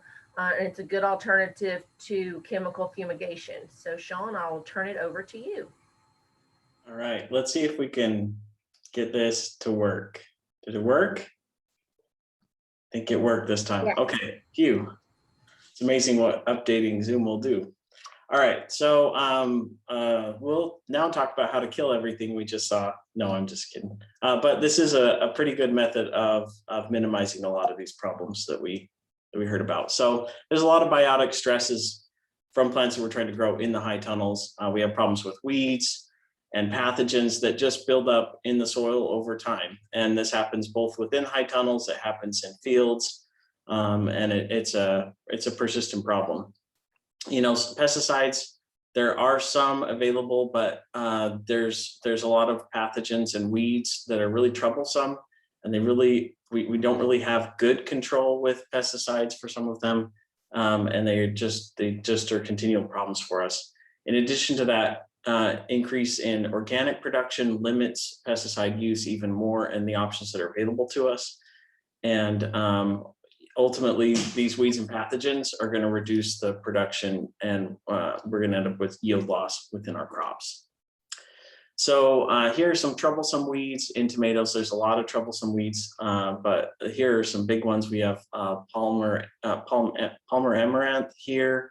We have nutsedge lawn here and crabgrass, and these are all big problems for us especially in tomato high tunnel production. They can be really troublesome. Rebecca talked about this as well, about southern blight being a big problem, and it can be devastating to your crops. So here is a picture. She showed us a picture already of those little football structures at the base here that develop along this white stringy stuff. She knows all the technical terms for it. I don't study pathogens, I study plants. So, but you can see how devastating it is. You're about ready to get a really nice harvest, and then your plant wilts and dies very quickly. So it's a big problem for us. There's a lot of available options. You have something like fumigation. where we have something like methyl bromide that can be applied to the soils. These are, they can be troublesome to apply with dangers posed to the people who are applying the fungicides and performing the fumigation, and they are being phased out due to environmental concerns. You can use the power of the sun to solarize your soil, where you cover the damp soil with clear plastic film for several weeks during a hot, sunny season to help remove or eliminate weeds and pathogens. There's anaerobic soil disinfestation. This is where you're applying a carbon source like diluted molasses to the soil, where you saturate the soil completely and then cover it with a tarp for 4 to 6 weeks or so, and it becomes pretty smelly, and then it will remove and kill a lot of pathogens and weeds from that. You can also apply brassica-based seed meal. That also can help reduce these pathogens and weeds. There's always relocation, although it's hard to pick up and move high tunnels. Replacing the soil is another option, but that's very expensive and labor intensive. You can change crops, but a lot of times, especially with weeds, you're not going to be able to really get rid of weeds by changing crops per se, but you'll also have trouble with some of these pathogens being able to infect a broad host range. So it's going to be difficult to crop rotate for some of them. You can use grafting, where you're able to use rootstocks that are resistant to these pathogens and still be able to grow your particular varieties that you're interested in. And then what we're going to talk about today is soil steaming as a method of reducing these. So soil steaming here is produced by the steam is produced by a steam generator. And here is our soil steamer here. And we have this water tank that's kind of cut off here that we fill up with water. The water tank is pumped into this tank and maintained through pressurized gauges so that it can maintain a specific level of water within this tank. This tank has a boiler on it that gets very hot and warms the water till it produces steam, and it pressurizes it, and then it releases it out the top and down into your field. The nice thing about soil steaming is it can be completed within a day. You can complete a fairly large area within a day.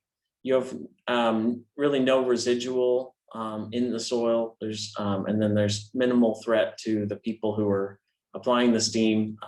Steam's hot, and so you can get burned.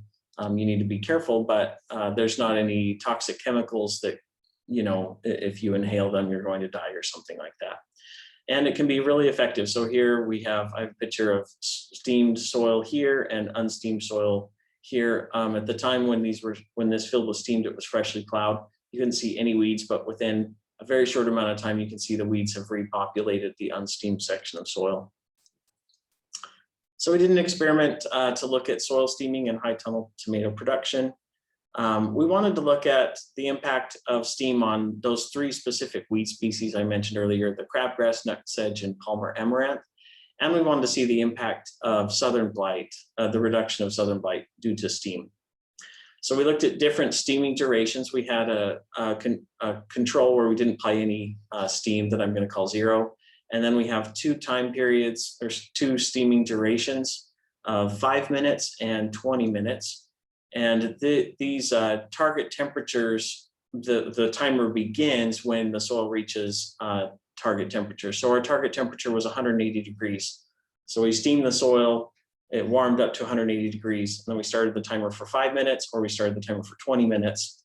And then we let the soil steam at that time, and then we shut off the steam generator. After that, we applied mulch to half of each steamed plot, and then we planted 6 tomatoes in each subplot. So the way that it works is you have, here's a better picture up here. It's kind of small though. There's the steam generator, and you can see the water tank here, and then it's got the rubberized tube that the steam comes out of, and then it transitions underneath the tarp to a woven nylon sock. And then woven nylon sock allows the steam to escape from the sock and into the surrounding area. But we need to capture that steam and let it steam the soil. So we placed a heat resistant tarp over the top of the nylon sock, and around the perimeter we apply chains and sometimes wood. The chains are a little bit better because they can contour to the shape of the land. So unevenness in the land, it can account for that better than a straight piece of wood. So we have a steam generator that's capable of steaming about 500 square feet in about an hour and 20 minutes on average. But this varies based on the soil texture. It's based on the compaction of the soil and how wet the soil is. There's kind of a Goldilocks zone of soil steaming. You don't want to steam when the soil's too wet. It will take a very, very long time to warm up all that water in waterlogged soils. It apparently doesn't work very well or it takes longer in super dry soils, or is not as effective in really dry soils. So there's kind of a good area in the middle there. Based on this, about an hour and 20 minutes of steaming, the cost is approximately about $20 to $25 per 500 square feet. So what we found in our soil is that, or in our experiment, excuse me, is that both steam and mulch increase the tomato height. So here we have steam at 0 minutes, 5 and 20 minutes, and we have a significant increase in soil height, in tomato height at 20 minutes of steaming. And then if you look at mulch, we saw a significant increase in height based on mulch. And that's mostly because of the reduction of weeds based on areas that are mulched versus not mulched. So let's look at what we saw. So here is some photos we took in our high tunnel. We had lots of southern blight. We've planted in this high tunnel for several years, the same crop. We've planted tomatoes in this high tunnel for several years. So we have a good amount of southern blight within these high tunnels. And this year didn't fail us. We had southern blight yet again. You can even see down here the white fuzzy stuff from the southern blight. And you can see our tomatoes are about ready to be ripened and ready to go, and the plant wilts and dies. So these are the areas where we mulch them. So we don't really have a weed competition in these areas, but we have southern blight killing our tomatoes. And you can see here's our tomatoes that were steamed. So there's a big difference between those tomatoes and how healthy they are. So let's look at the reduction in diseases. You can see here that the reduction in southern blight was about the same in mulched areas as well as not mulched areas based on steam. So we're able to see about a 6-fold decrease in the amount of southern blight that we saw in our tomatoes. And interestingly enough, the presence of southern blight in the areas that were steamed occurred later. I think it was about 2 weeks after the areas where we didn't apply any steam. So we saw a significant reduction, and we saw it occurring later in the season. Next, I wanted to look at weeds. So here we have two areas. This is not mulched here. This is also not mulched. And you can see the huge weeds that developed here compared to the steamed section. So you can see some nice healthy crabgrass growing in this area that's taken off. So big, huge reduction in weeds.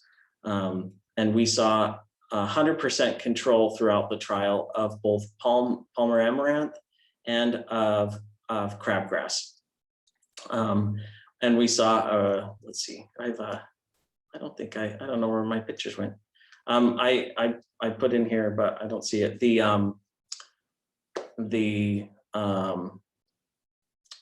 Sorry, I lost my train of thought. Okay, so we looked at the rate of reduction of nut sedge and saw that there was also significant decrease in nut sedge after we steamed, but we still saw nut sedge present.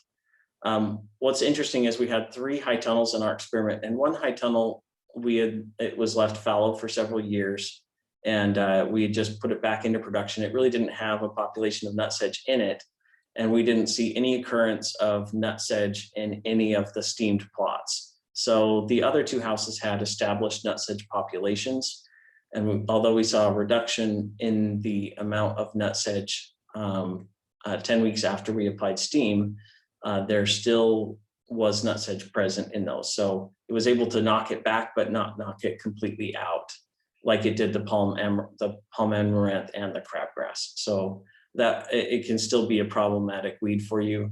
We're looking at ways that we might be able to deliver the steam a little bit deeper into the soil to be able to kill the nuts that are deeper down into the soil and have better control of nutsedge in established populations. So that's the difference in these. It's pretty staggering. This one, whoops, I'm sorry.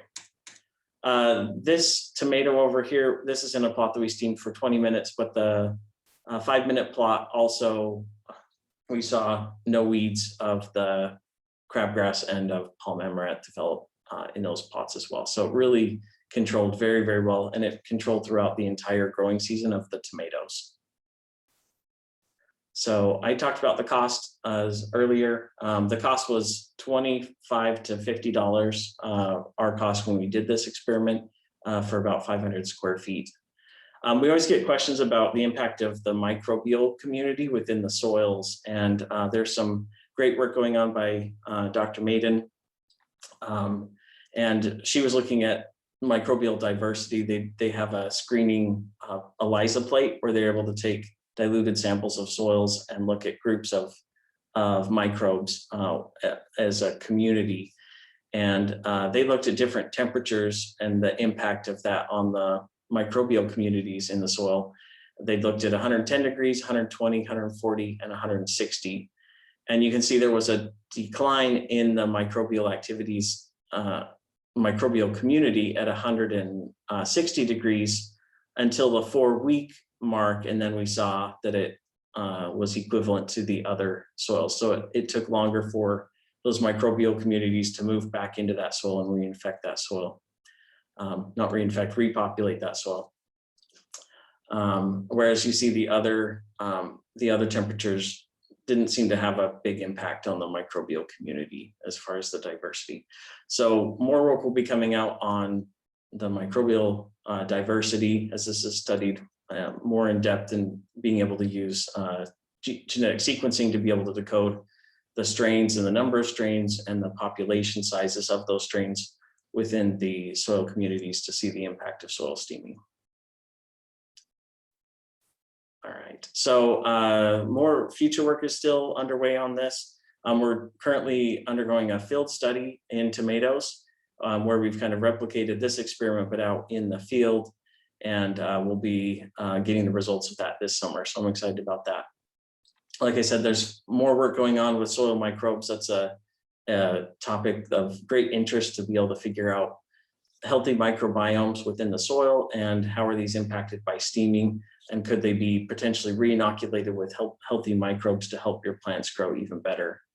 And then also our target temperatures for this study were 180 degrees, but there's data that suggests that 160 degrees may be also effective at reducing weeds and pathogens within the soil. And looking at different durations, can we shorten it down even shorter than 5 minutes? Does 1 minute work at a soil temperature of 180, or does 1 minute work at a soil temperature of 160? What is the kind of the minimum amount of time we can steam the soil to get the benefits that we're looking for while reducing the fuel costs of applying the steam and the amount of time it takes to steam an area of soil? So that's what we're looking at, but the data are really promising, and we saw great yield increases from soil steaming, both by reducing the weeds and by reducing the pathogens of southern blight. So that's the end of my presentation.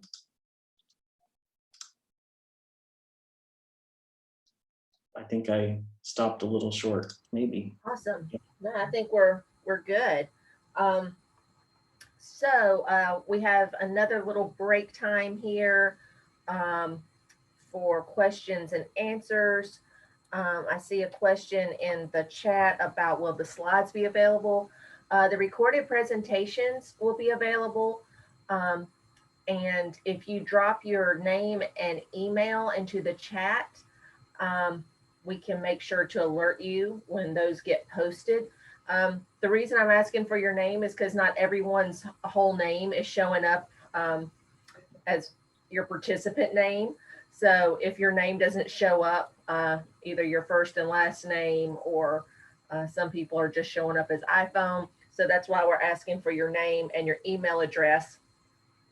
As far as slide sets, those will all be part of the recorded presentations, and individual presenters may want to post their slide sets, or you can reach out to individual presenters to talk to them about their slide sets. They may have a PDF version or something that they would be willing to share. So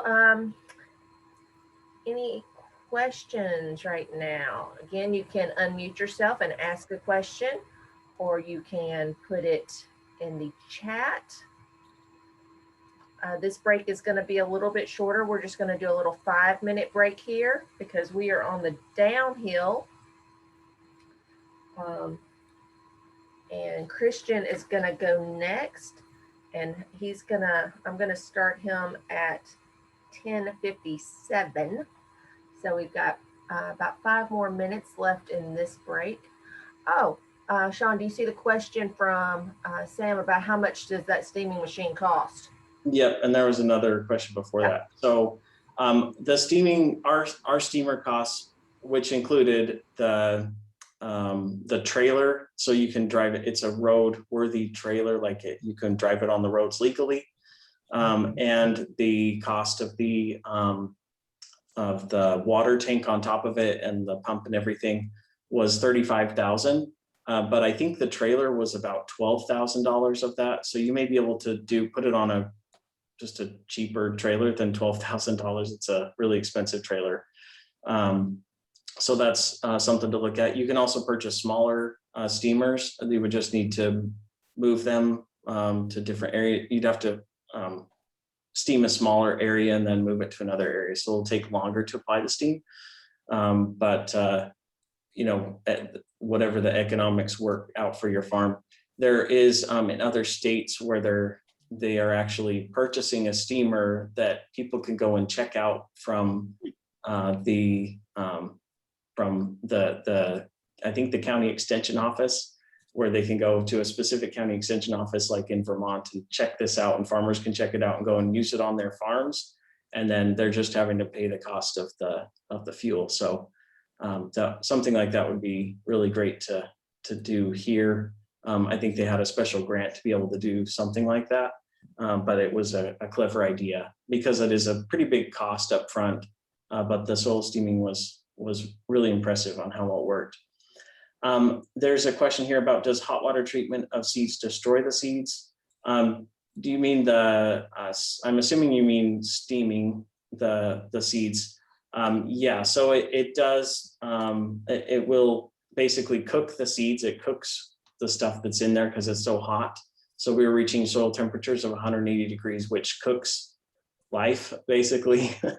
So it's killing a lot of things within that soil. So I read that as something different. I will share my screen really quick. So hot water treatment is a recommendation for some pathogens. If you can see what is on the screen in the 2021 Vegetable Crop Handbook, it's on page 30, well, let's see, I don't know what page. It is on page 304. There is a section on seed treatments for various diseases or pathogens, and it talks about hot water treatment, chlorine bleach treatment, but it does give you water temperature recommendations and soaking time minutes for various vegetable crops. And of course, it does also tell you to test a small batch first and then test the germination to try and make sure that you're still getting the viability that you want there. But that is available, the Vegetable Crop Handbook. you can request a hard copy. We do still have hard copies available, or it is available online at vegcrophandbook.com, and I can put that in the chat as well. 2 answers for the price of 1. So there's a couple other questions. It looks like for me, any research on biofumigation in high tunnels? I'm not doing any in our high tunnels. I don't know if anyone else is. So this would be like a brassica-based seed meal kind of thing. Mm-hmm. So I have not. I think Dr. Mung Gu at Texas has done some and has published some work on that. So that might be something to look up. And then is there any research being done with cover crops in high tunnels? I'm not currently doing any in high tunnels. We are looking at it in the field that we are steaming, no, that we're doing of field steaming, so. We don't have any at the moment, but it's definitely something that we're interested in. Dr. Coker, I have a question, if I may, before we resume the presentation. Our organization is a nonprofit, and there are several of the ladies from the board on this call. And by nature, we are not trying to make income. Our high tunnel will be used more as a education teaching source. And however, we will be implementing crops to supplement the operation of the high tunnel. One question I have, and I don't know if Dr. Beal or Rebecca would be the better person to answer the question. If we look at, say, a crop that is fungal by nature, say lion's mane mushrooms or hen of the woods, chicken of the woods type things, would on the same property, not within the tunnel itself, do you run a serious risk of infecting the other crops on the site, on your farm, by introducing a crop like this? So I will say that there are, at least from the plant pathology perspective, I haven't seen any research or anything, but there are lots of different fungi. Not everything that is out there is going to be a pathogen on a particular crop. So while some pathogens of crops can produce mushrooms, just because you may be growing various types of mushrooms, it doesn't mean it's going to infect the other crops. So you have some fungi that they're just decomposers, and they help to decompose wood and forest and things like that. That doesn't mean they're going to infect tomatoes or things like that. So it would just depend, I think, on the species. But as far as I am aware, most of the edible mushrooms, and again, I am not the expert on that, but I'm not aware of any edible mushrooms being pathogens on your vegetable crops. That would take some research looking into what specifically you're looking at, I think, into growing. Thank you. I want to grab this quick question from the chat about, can steaming be performed inside tunnels or could it be done outside? It can be done inside or outside. That's the beauty of steaming. Yeah, the tarp will capture the steam, so it's not going to go up and melt your plastic or anything like that. Around the sides, we rolled up the sides of our high tunnel and we steamed around the perimeter because we had some pretty bad weeds around the perimeter that we wanted to knock back. So yes, it can be done in both. All right, let's get right back to it. And I'm gonna let Christian share his screen and we're gonna talk about some bugs.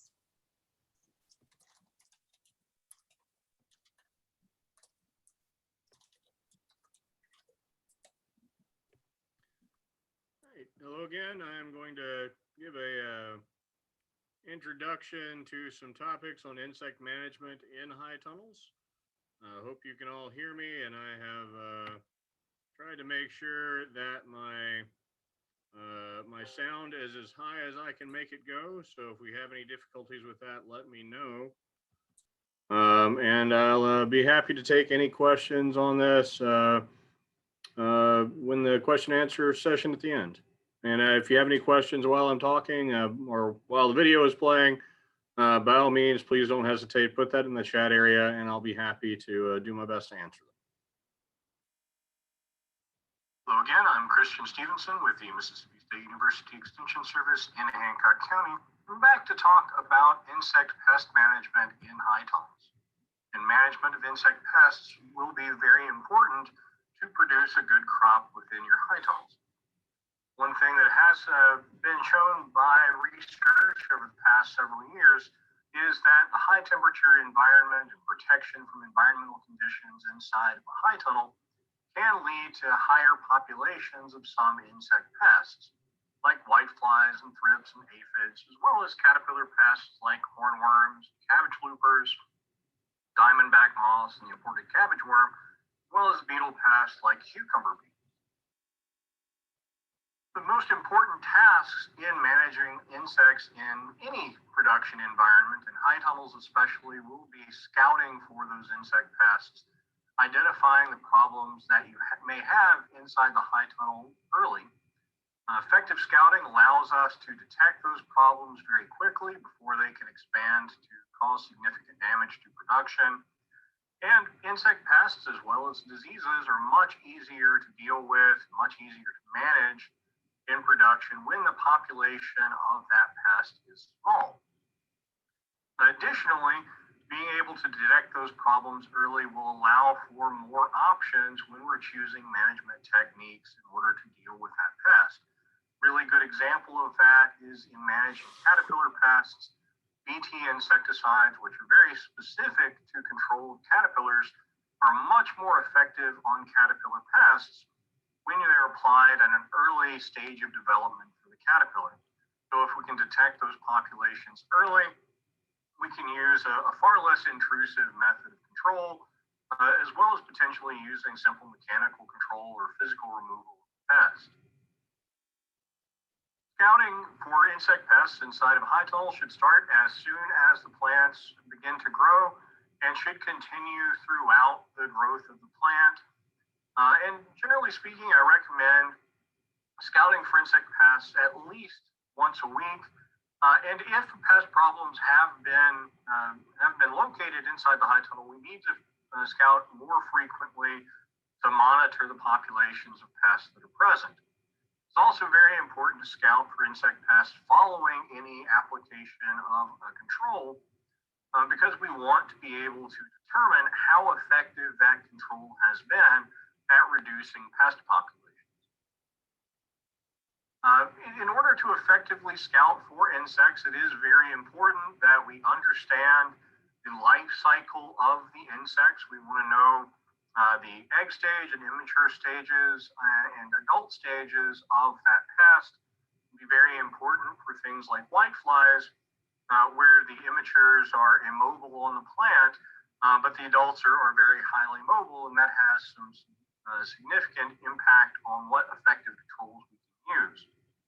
We want to be aware when and where we can see damage on our plants from the particular insect pests we might have.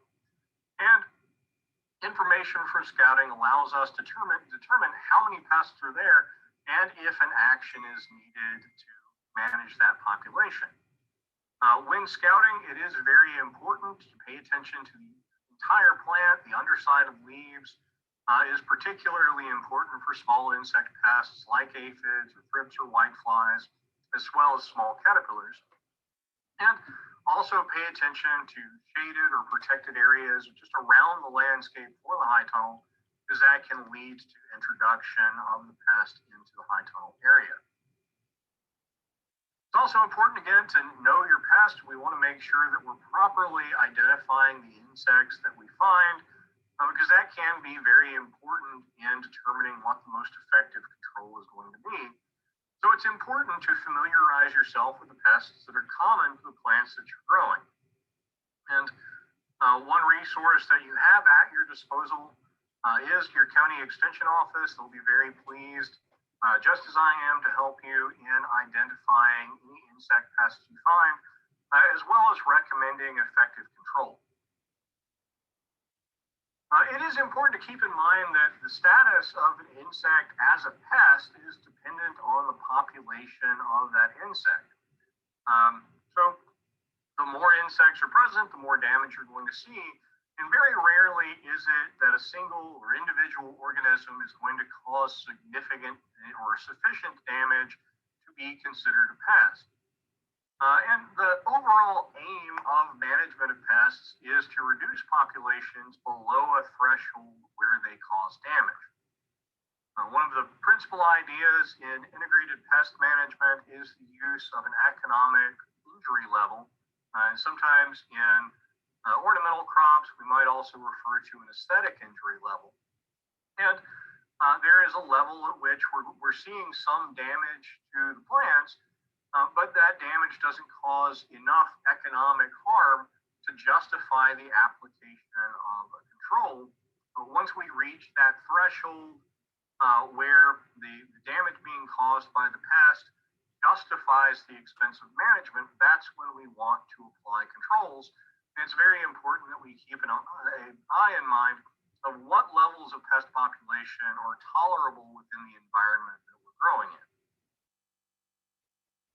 One very effective tool for scouting that can be used, particularly for the winged adult stages, insects like aphids and thrips and whiteflies, as well as leaf miners or fungus gnats, is the use of sticky traps. These are just what they sound like. They're traps that have a glue material on them.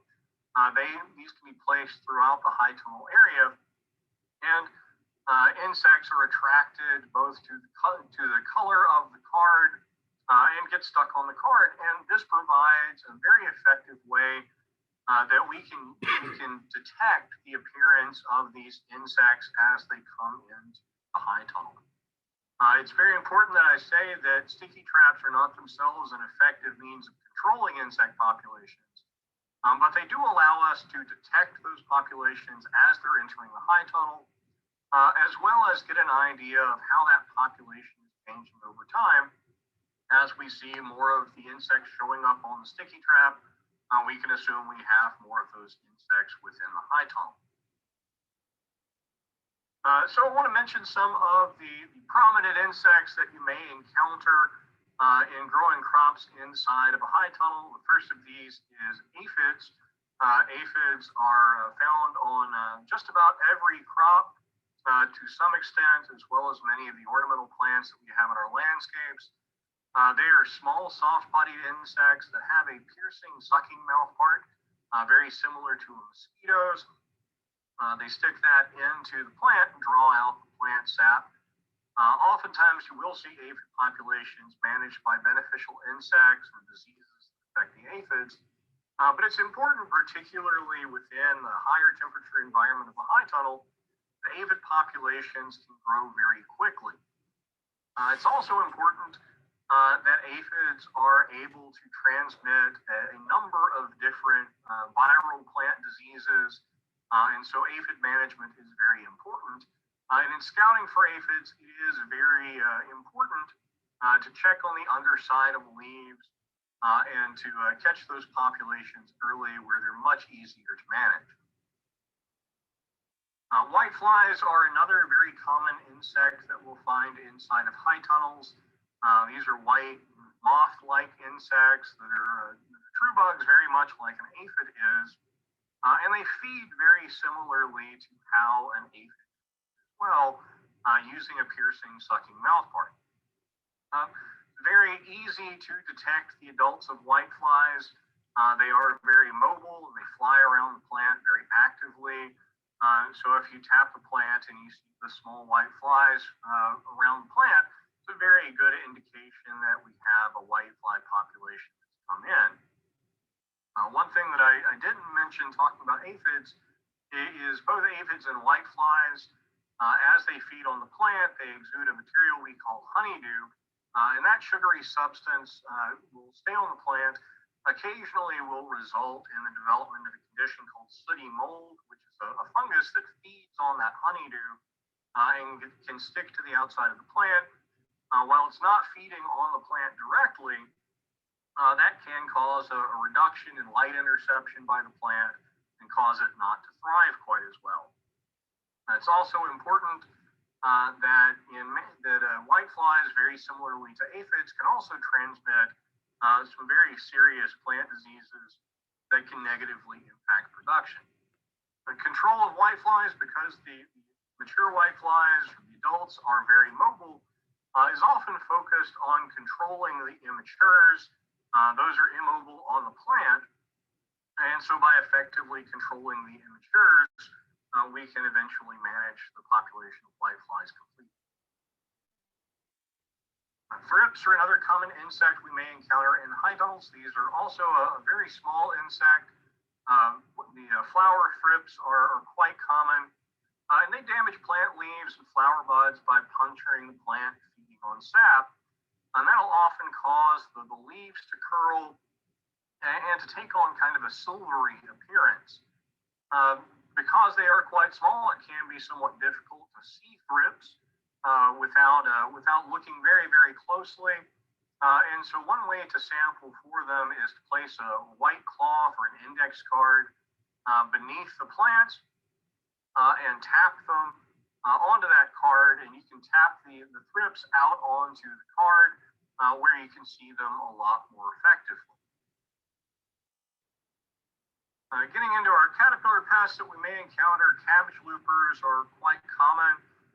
They are named for their very distinctive movement because they have two prolegs on the back. They have kind of an inching movement where they hunch over or loop as they move forward. And they'll also occasionally rest by gripping plants, kind of holding their body up in the air. As a caterpillar pest, they are feeding on the leaves, causing defoliation, and they can be quite damaging to cabbage and to other crucifer crops. Occasionally, the young caterpillars, being much smaller, will feed on the leaves, leaving the sort of transparent upper epidermis of the leaf intact, which is a condition on the leaf that we call window pane. A much larger caterpillar pest is the hornworm, much larger in terms of its individual size. And these are relatively easy to identify because the caterpillars are quite large in size. You can see that measured against a hand. They also have a very distinctive horn on the rear of their body. And because of their large size, particularly later in the development of the caterpillar, they can consume quite a lot of leaf tissue very quickly, completely defoliating plants. And they will also feed on the fruit of the plant as well, causing direct damage to the crop. Occasionally, you will see hornworms attacked by parasitic wasps. You can see that in the picture down on the bottom of the slide, where the parasitic wasp has laid eggs into the caterpillar. And those eggs, the larvae have fed on the caterpillar and have come out onto the surface of the bait. Cucumber beetles, there are several different cucumber beetles. There is the 12-spotted cucumber beetle, banded cucumber beetle, and striped cucumber beetle that all feed relatively similarly and are very common on cucurbids as well as on legumes. They feed very heavily on leaves. They can also scar the surface of the fruit, as you see in the picture there at the top right. So in the approach to managing pests in high tunnels, we want to take the approach of integrated pest management. So we want to use a number of different management techniques in concert to provide effective control. And that really begins with cultural control, with the selection of resistant plants when those are available. Certainly we want to pay attention to plant resistance to disease, which can help us in terms of managing aphids and whiteflies, reducing the possibility of problems associated with those pests. Exclusion is a very effective method of managing insect pests. That's just providing a physical barrier between the insect and the plant. Removal of alternative hosts is just removing weeds, which may serve as other sources for the insects to feed on, where they may then come into our production. The use of beneficial insects is a possible control method we can use. And of course, pesticides will be a very important part of control of insects in high tunnels. To begin with, exclusion again just provides a physical barrier between the insect pests and plants. One thing that we have as a high tunnel, of course, we have the end walls and the side walls which come up and down, which at times provide a direct exclusion of any insects that might be trying to come into the high tunnel area. But as we lift those, we lose that exclusion effect. And so the use of shade cloth between 30 and 50% on the side walls under that roll of plastic, as well as on the ends, can serve to exclude large insects while still allowing ventilation to cool the high tunnel area. So in total, as you apply that shade cloth material winds up covering 25% to about a third of the entire structure. And that exclusion reduces, it won't fully eliminate the potential for pest population. There are a couple of things to consider when we think about the use of these netting as a method for exclusion. First of all, of course, we are also excluding any potential beneficial insects that may come into the high tunnel. But we also want to make sure that when we place that netting there, we aren't trapping any of those pest insects in with our crop. And so it's very important to place that netting on the high tunnel prior to the establishment of the crop to avoid trapping the pest in with your plants. Because we have a functionally enclosed structure, we can use biological control in high tunnels very effectively, and very similarly to how we would use that in a greenhouse. And principally, augmented biological control is just the release of insect predators or insect parasitoids, which can reduce the populations of any pest insects we may have. Can be particularly effective in management of small insect pests like aphids. When we compare this with a fully outdoor crop, often these sort of augmented biological control methods aren't very effective because we aren't maintaining that high population of beneficial insect in that small area. By having the exclusion cloth as well as having the high tunnel, we keep those beneficial insects in there with the pest, and they can very effectively reduce that population. There is kind of contrasting to augmented biological control, conservation biological control, where we include plants that are very good hosts for beneficial insects, conserve areas where they may develop in the area around the high tunnel to allow them to then move into the high tunnel to control insect pests. Speaking of the area around the high tunnel, it is very important to maintain good weed management around your high tunnel, because some of the weeds that may grow in the area around the high tunnel can serve as alternate hosts for insects. So by controlling those weed species, particularly early in the year, we can prevent buildup of that population that then may move on to our crop. Good examples of this, and probably the best one I think is horse nettle, that serves as an important alternate host for flea beetles that could then move into the crop. Similarly, lamb's quarter serves as an alternate host for corn earworm, which is also occasionally known as the tomato fruit worm, which is certainly a pest we don't want to get into our production area. And a range of other plants like sunflowers can serve as a host for whiteflies. So removing any potential alternate hosts around the area of the high tunnel 2 weeks prior to planting can very effectively help manage some of those insect pests. Of course, the use of pesticides will be a very important element in managing insect pests. In the selection of pesticides, it is very important that we use a pesticide that is labeled for the crop that we are applying it onto, as well as for the pest we are managing, we are attempting to control. All of that information is going to be on the label for that pesticide. And of course, following the label is very important to maintain an effective pest control strategy, as well as for the safety of applying pesticides.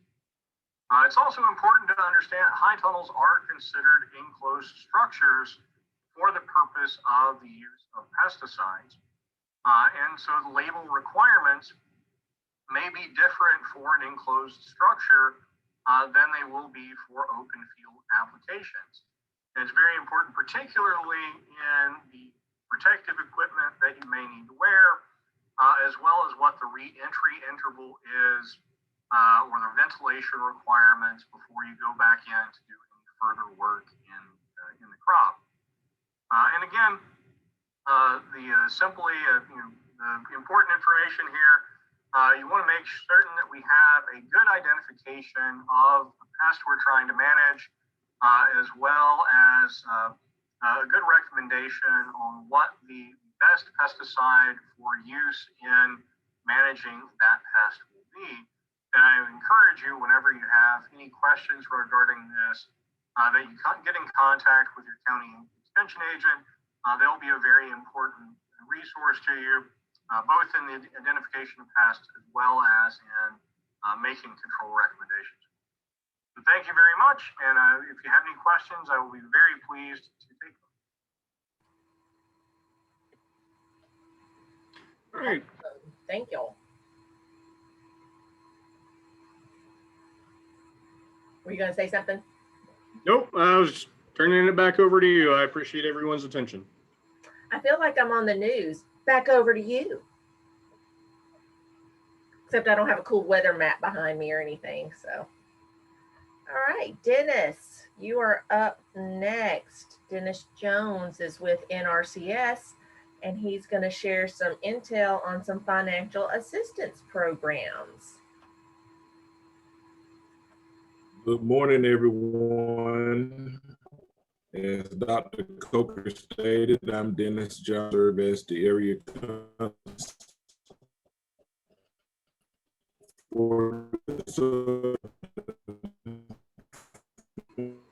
Is everybody having a problem hearing Dennis, or is it just me? Dennis, you are thank you, Dr. Coker, for allowing us to present on this program, and also. All right, can you hear me now? I can hear you now. All right, can you still hear me, Dr. Coker? I can. Sometimes if you don't have a lot of bandwidth, and I the camera will take it up. Yeah, I stopped the video and it was going very well till I started talking on here. But again, thank you, Dr. Coker, for having us on today. And also thank you to Mississippi State and all professors and experts that you all have. You make my job very easy. Put me in the spot that I'm in because the specialists have already discussed the disease control, proper placement of the high tunnels, and pest management, plant production. So I'm in a great position to talk about NRCS and what we have to provide as far as it pertains to high tunnels. Got a short slideshow here, and I assure you I'm not going to be very long at all.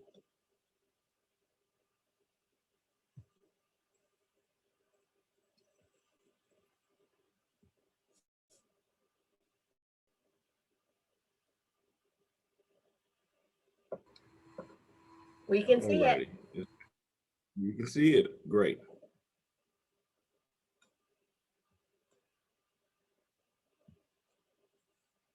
All righty. So I'm going to talk to you briefly about NRCS and some of the rules and regulations that we have for our high tunnels. Where does a high tunnel apply, or where can you put a high tunnel when it pertains to NRCS programs?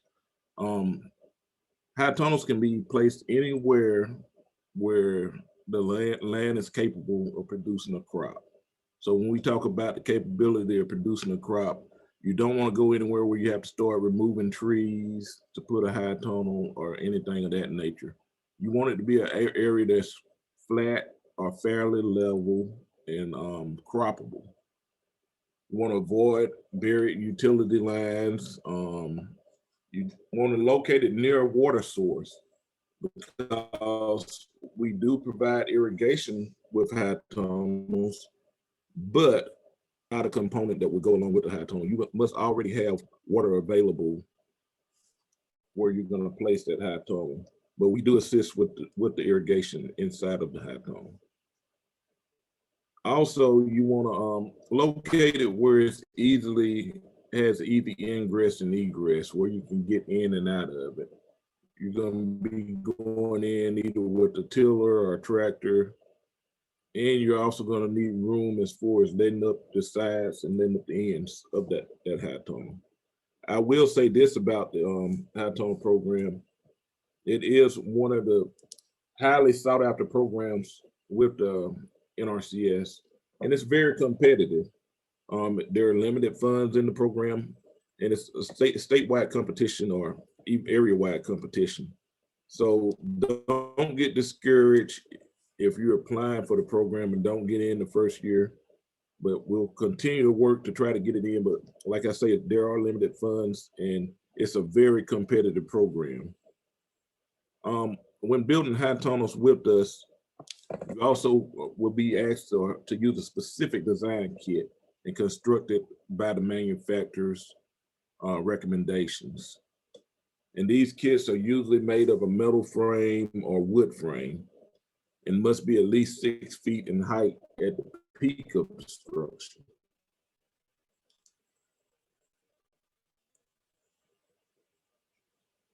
And one of the previous presenters stated this, but they are not greenhouses. And with our high tunnels, you cannot have any electricity in those high tunnels. Can't have any heaters in the high tunnels, and no potted plants. The plants must be planted now.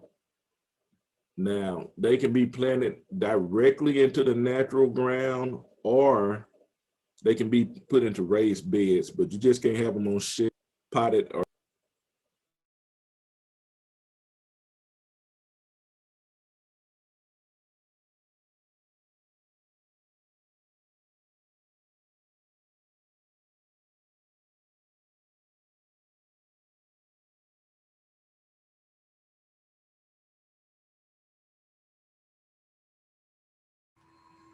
I think we might have just lost Dennis.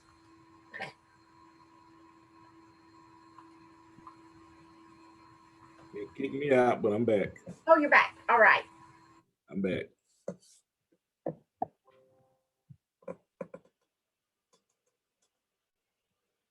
All right, don't know where it kicked me out at, but I'm gonna pick up where I was.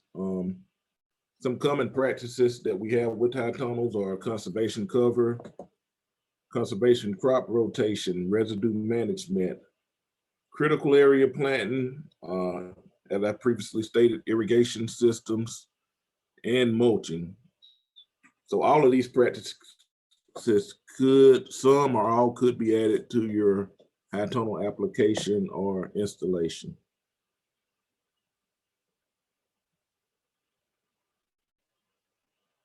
So this is the meat of the program where I really wanted to get into the 5 steps to assistance. We have many people who come in and apply for our high tunnel program and other various programs that we offer at NRCS. But I always say, number 1, planning. It starts with the plan. So you've heard the specialists speak prior to me, and they can assist grow. Where do you want to place that high tunnel at? All of those things, it starts with the plan. Many times people will come in our office and say, I got this piece of land. What can I do with it? We don't want you to be in that position. We are here to assist you with making your dream or plan come to life or be a reality. So it starts with a plan and your vision. We want to assist you to get to where you want to go.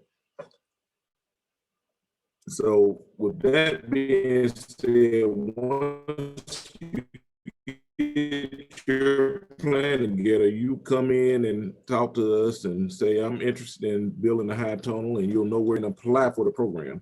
Once you apply for the program, and I'm on step 2, the application process, we'll come out and make a field visit to your form and assess what you applied for. And at that point, we'll say, yes, we agree that this is a good location and the high tunnel will be a good fit for you here. Or maybe we need to move or take some other things into consideration. 3, eligibility. As I previously stated, the land must be croppable. That's one thing. Forms that you'll have to fill out with us and the Form Service Agency, which is in most cases located within the NRCS office or the USDA Service Center in your particular county. So we talk about eligibility. One of the big eligibility items is what we call the adjusted gross income. And that's just stating over each of the last 2 years that you made $900,000 or less. Most people fall into that category, but you'd be surprised sometimes people do fall above the $900,000 threshold. So that's one of the eligibility deals. Another one is, as I was saying, you want to make sure we're not in a sod busting situation where trees have been cleared or something of that nature, and we're trying to put crops in a land area where trees have been cleared. But those are just some eligibility items that I was talking about. Number 4, ranking. Ranking is very, very big. And a lot of times we rank these applications and people come in and want to know, why wasn't I approved? As I stated, it is a very competitive program, seasonal high tunnels.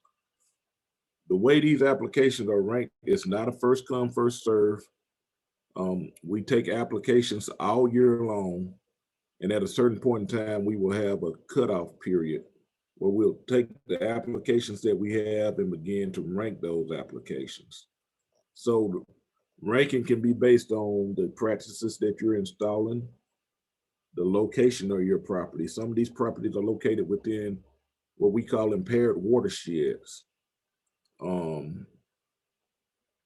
And those are the 2 big items. And also we have some assessment tools that state what you're currently doing on your form and what you're planning on doing that play the part in the ranking. So once the ranking is complete, you'll be notified whether you were approved for the program or not. On all of our equip practices, when we talk about implementation, we want at least one practice implemented within the first 12 months. So you have 1 year to implement. We'd love for all of them to be implemented within the first 12 months. It's very important that these practices are implemented in the time that they are planned to be implemented. We're rated as a state and an area on how well we get these practices implemented. So once you're approved for those funds, the next step is to go ahead and start getting the work done. I even recommend when you sign up for a program, or this program in particular, go ahead and know how much it's going to cost for you to build that high tunnel. And I know one of the presenters talked about how expensive per square foot a high tunnel system is. But go ahead and have those figures worked out so you can know what you're looking at if you're approved, and be ready to begin the process. And before I end out, I always say, don't hesitate to come into our offices and ask us questions and anything that you want to know. We're here for you. We work for you. We're paid by your tax. We can provide to assist you. I know I talked about high tunnels today, but here at NRCS, we offer a variety of practices and services to assist forest producers, crop producers, grazing producers. So I always tell people, before you do anything, come into our office, talk with us. We may have financial assistance for what you're doing or technical assistance. And I say come in before you start. That's another thing I need to mention. You don't want to start on anything prior to getting notification of approval. So once you're approved, you're ready to start, but we can't pay on anything that started prior to getting an official approval for the program. So with that being said, y'all find us in your local county. You can just Google whatever county. If you're in Covington County, just put in Covington County NRCS, and it will direct you to the office that you need to see. Thank you, Dr. Coker. Thank you, Dennis. Great info. It's a big program, and you have lots of other programs. And I think a lot of folks on here have probably heard about the High Tunnel program, but don't always recognize that you have so many other programs in place too. So that is awesome. So now we are on our grand finale. No pressure, Sam. It's fine. Sam's going to talk to us and tell us what we've gotten wrong and right today from our research farms, and let us know about the real deal with producing and making a living using high tunnels. So I'll turn it over to you.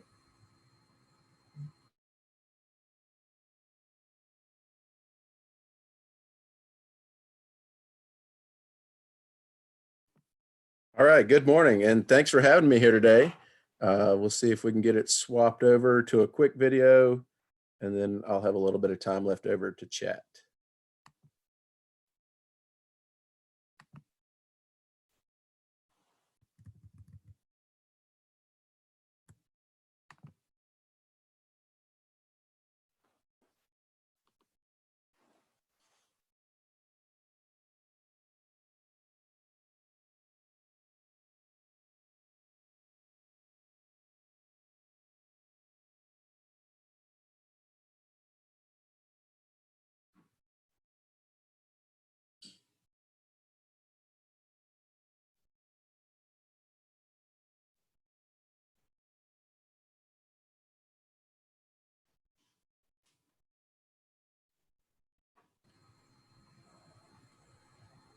The love-hate relationship that is Zoom. Is it working? And I don't see anything. Okay. I was watching a great video. Awesome. We were just watching you. Sorry. That's okay. Let's see if I can tell it. Share screen.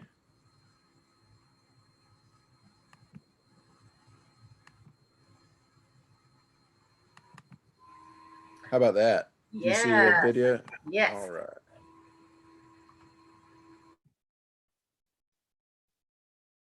How about now? We see it, but we don't hear it. And it looks like it's kind of buffering. Oh.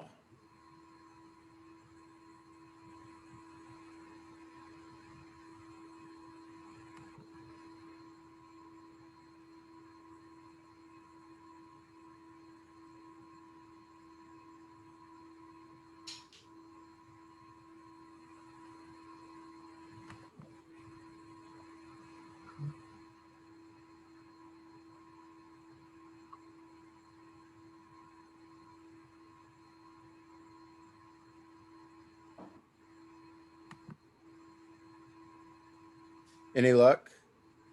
It's jumping. Okay, well, I guess the video is not going to work like Bill's either. We've been hit or miss with videos today. Do you want me to try on my end, Christine? I have it up on YouTube. Yeah, let's give it a go.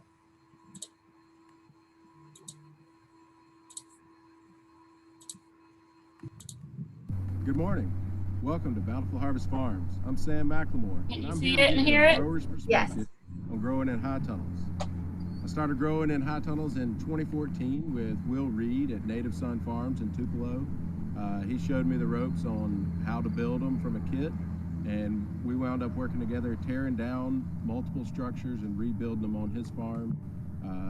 He now has over 7 tunnels, and I helped him construct at least 5 of them. Here at Bountiful Harvest Farms, we've got 4 different tunnels that we grow in. 2 of them are just high tunnels with just the roof put on and no roll-up sidewalls or end walls, and just to give us that protection from the rain and a little bit extra shade protection and trellis support. 2 others are completely enclosed and fully functional doors and sidewalls. We have our nursery in one and microgreens production, and we grow multiple crops each season to have year-round production in these tunnels. We built our first one here in 2016, and owner financed it through a company.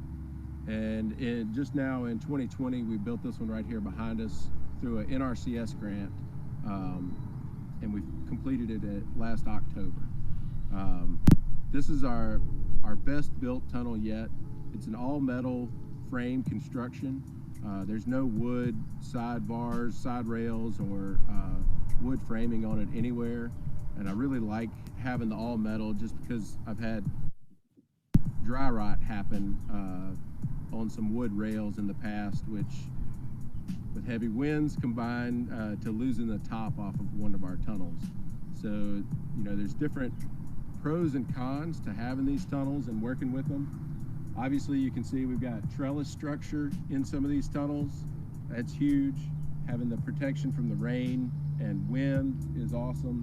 And like I said earlier, having that year-round growing protection from frost, and it really extends our seasons, gets stuff started earlier and takes us later with crops all the way up till December, you know, having tomatoes and peppers in some of our tunnels. We really like using these different ground cloths in the tunnels just so that you don't have to weed. It's made a huge difference in the amount of work that we have to put in to keeping the aisles clean. Right. So here's a basic rundown of the pros and cons of farming with high tunnels from what we see here on our farm. We love having the protected beds protecting from rain, wind, and we can add shade cloth over the top of these to help reduce the heat just a little bit. The trellis support, as I said, it really speeds up growth, where we can get 3 or more crops in a growing year in these tunnels, versus we usually can just get 2 crops in our field. Occasionally, the shortest, you know, crops we'll be able to get 3 in the field, but we definitely get 3 each season in these tunnels. Being able to overwinter some of our more sensitive plants has been very helpful. We've got some figs that we've been able to keep growing, and strawberries that are doing great even in their 4th year. We've got nursery production in one of our tunnels, which it's been a major help on this young farm to have a protected growing area to grow some transplants. We don't grow 100% of our transplants, but we're able to get those weekly lettuce and herb plantings and different flowers that we're able to get started in seed trays. And then another big thing is our microgreens production, which we do in one of our more shaded tunnels. And we've been able to really step that up and increase our production growing in the tunnels. As a con, it does get really hot, and so that does add challenges to the microgreens. They need a lot more water and a lot more care and attention in the high tunnel than they would if you were growing them inside or in a temperature controlled tunnel where ours are just open. So on to the cons. The open and closing of the sidewalls and the end walls during the shoulder seasons when frosts are coming. It's so easy for that tunnel to overheat if you leave it down and the sun comes out. You know, even on a winter day, we can have some extreme temperatures in there. One of the worries is having storm damage. As I mentioned, we've lost the top of one before, and I've gone to help out on reconstructing others that have lost, you know, had different bends and breaks. You have to be careful in the way you set up around the tunnels for drainage. they do create a large watershed. You know, our tunnels are 30 feet by 96 feet. And so that's a huge area that is shedding water, and that water is coming off of the plastic really fast, and it's going to go somewhere. And so if you don't have your drainage set up properly, it'll flood your tunnel really quickly. And so there's definitely the cons there, that you have more water you're going to have to work with sending it somewhere, and to not create erosion problems. Another con, if you leave your plastic long, like we have on one tunnel, it creates a ton of noise when the wind is flapping. And so that can be really annoying. So cutting off the plastic is important, you know, keeping things tight is important. And then wasps love them, which is a bonus for the pest protection. But as you know, wasp can hurt, and if you got wasps stinging you or your customers or your workers, that's not good at all. So just being mindful of where the wasps are, and they love to get in the corners next to the doors of those high tunnels. So, you know, just things to be aware of. That's our major pros and cons. So I had a friend ask me if I could cover my whole farm in tunnels, would I do it? Absolutely. The amount of production that we see from these tunnels is staggeringly impressive. You know, we get a consistent, better crop out of the tunnels. It would be kind of a worry on those big storm nights that, you know, one storm could wipe out all of that work and all of that money that you put in building all the tunnels, but you can grow a lot with them. One of the things we look forward to in the future is automating the rolling up and rolling down of our sidewalls and the venting, so that we don't have to worry about leaving them closed and it getting too hot, overheating in there. And so that, when we take that step, you know, if you could do that with a whole field full of tunnels, you could really have some major production with very little work. So here we've got a little pup tent style trap that is from MSU Entomology. I believe this is their invasive insect group that has a grant to go and set traps around tomato crops around the state. And so they've got a couple of different types of trap. They've got just the simple sticky trap, and then over on the other side they've got what they call their jug traps that actually have a pheromone. And so the pheromone is designed to attract a certain type of beetle that is an invasive tomato pest. And so far, they haven't found any, thank goodness. But we're glad to be working with the Mississippi State Entomology Department to see what kind of bugs we can find out here. So I'm interested to see, they've got some other studies that they are looking to work with us on in the future, and love seeing what they come up with.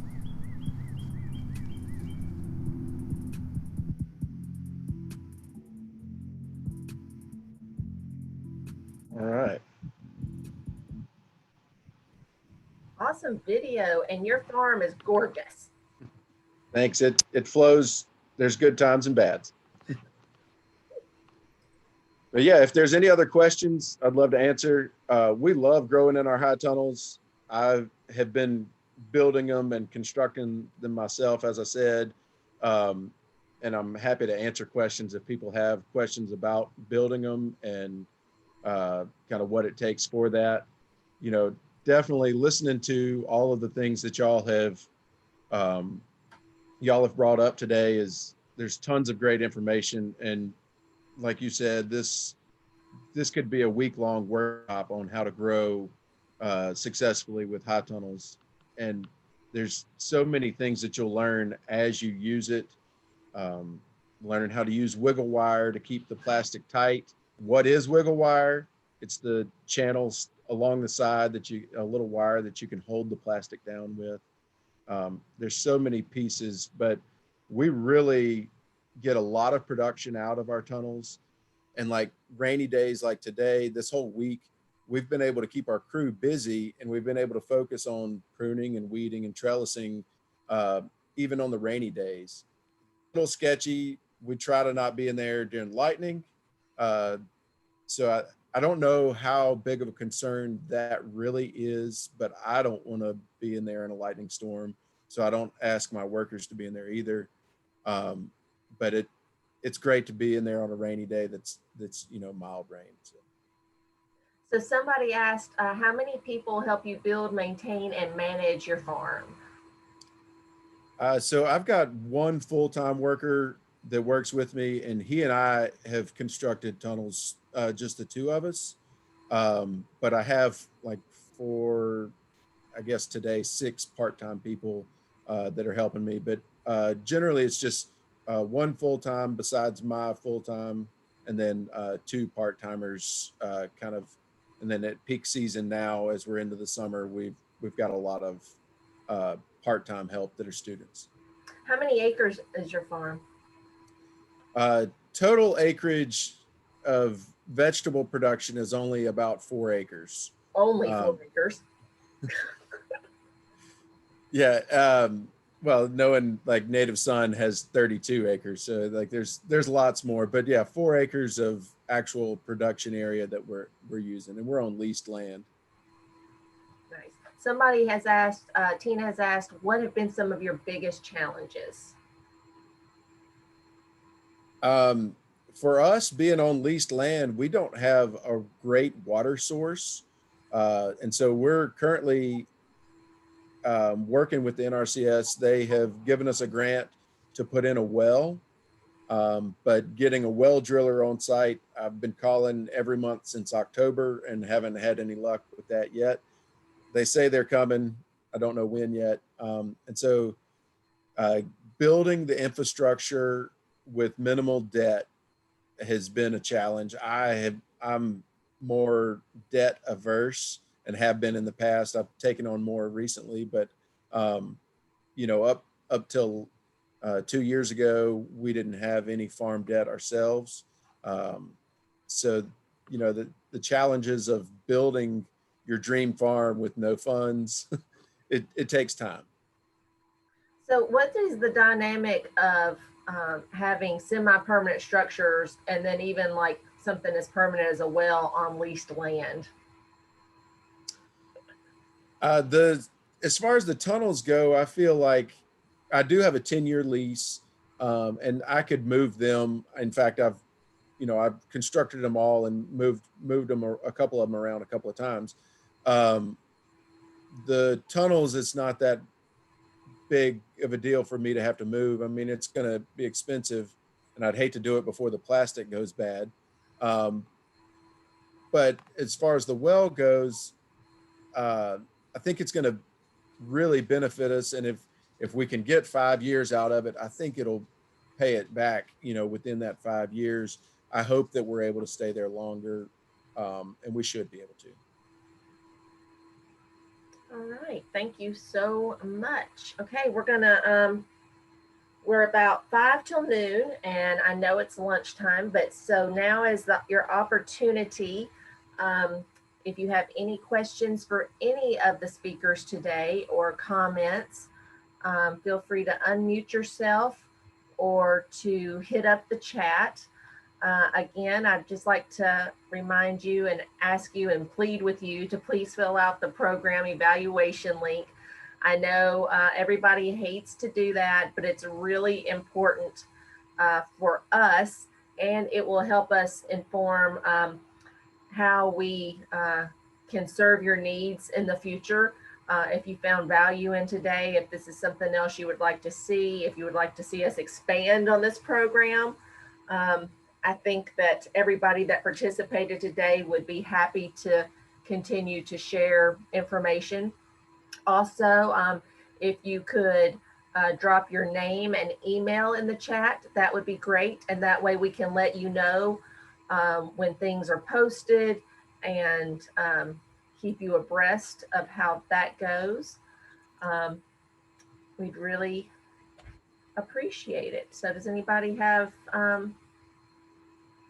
any more questions? I do want to say that we are planning for sometime probably before October. A couple of years ago, we did a vegetable pest management in high tunnels and greenhouses in 2 locations in the state. And so we are planning to do that again before October. And that would cover, it would be the same topics, but it would be more in-depth, at least, on insect management, weed management, disease management, and then we had something about pesticide regulation and safety, and then also a little bit about disorders that may be confused with diseases and things like that. So I will advertise that on the Facebook page that I have, as well as on the MSU extension page whenever we have a concrete date and everything. So I think that was about 5 hours for the in-person session, and each of the sections, or at least like my disease section, was a little more in-depth. It was about an hour and a half rather than just 20 minutes. So, you know, fewer topics, more focused on pest management, but a little bit more in-depth. So. Excellent. Excellent. Carrie, I see your question about advice for starting a cut flower farm retail establishment. We didn't cover it too much here, but I will mention that Dr. Jim Del Prince and myself do work with Farmer Florist, and we have an extension publication, Farmer Florist series. So we have several publications in there, and each publication is specific to a particular crop. And we give production and design advice for those. So that's a starting place. We've done quite a bit of cut flower trialing in the field and some in the high tunnels. So if you would like to reach out to us, we'd love to talk to you about what you're interested in getting going, and how we can help you.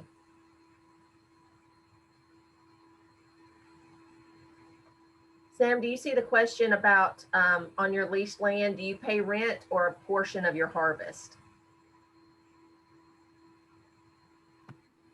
Yeah, we pay a rent. We cover the taxes, plus we have a small area that we kind of split the gardening duties with the landowner, and so we split the profits on that section.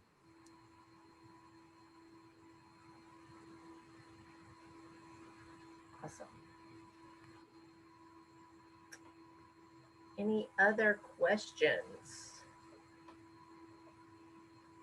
Again, thank you so much for tuning in today and spending your morning with us. We look forward to getting in touch and letting you know when these get posted. Several of them are already posted. Sam's, Christian's, Bill's are already on YouTube, and those links are here in the chat. So if you want to scroll up and grab those before you log off. Rebecca posted 1 million great links and resources. She is a wealth of resourcefulness. And so those links are up in the chat also. And we can also share those out. And also, if you haven't, I just want to remind you real quick to put in your email address if you would like to be contacted when all that gets posted, because as soon as we log off, I won't have a way to see that. I'll have the chat saved, so I'll see that. So if you want that in, make sure to get that in. So we are at noon straight up. So unless somebody has something pressing,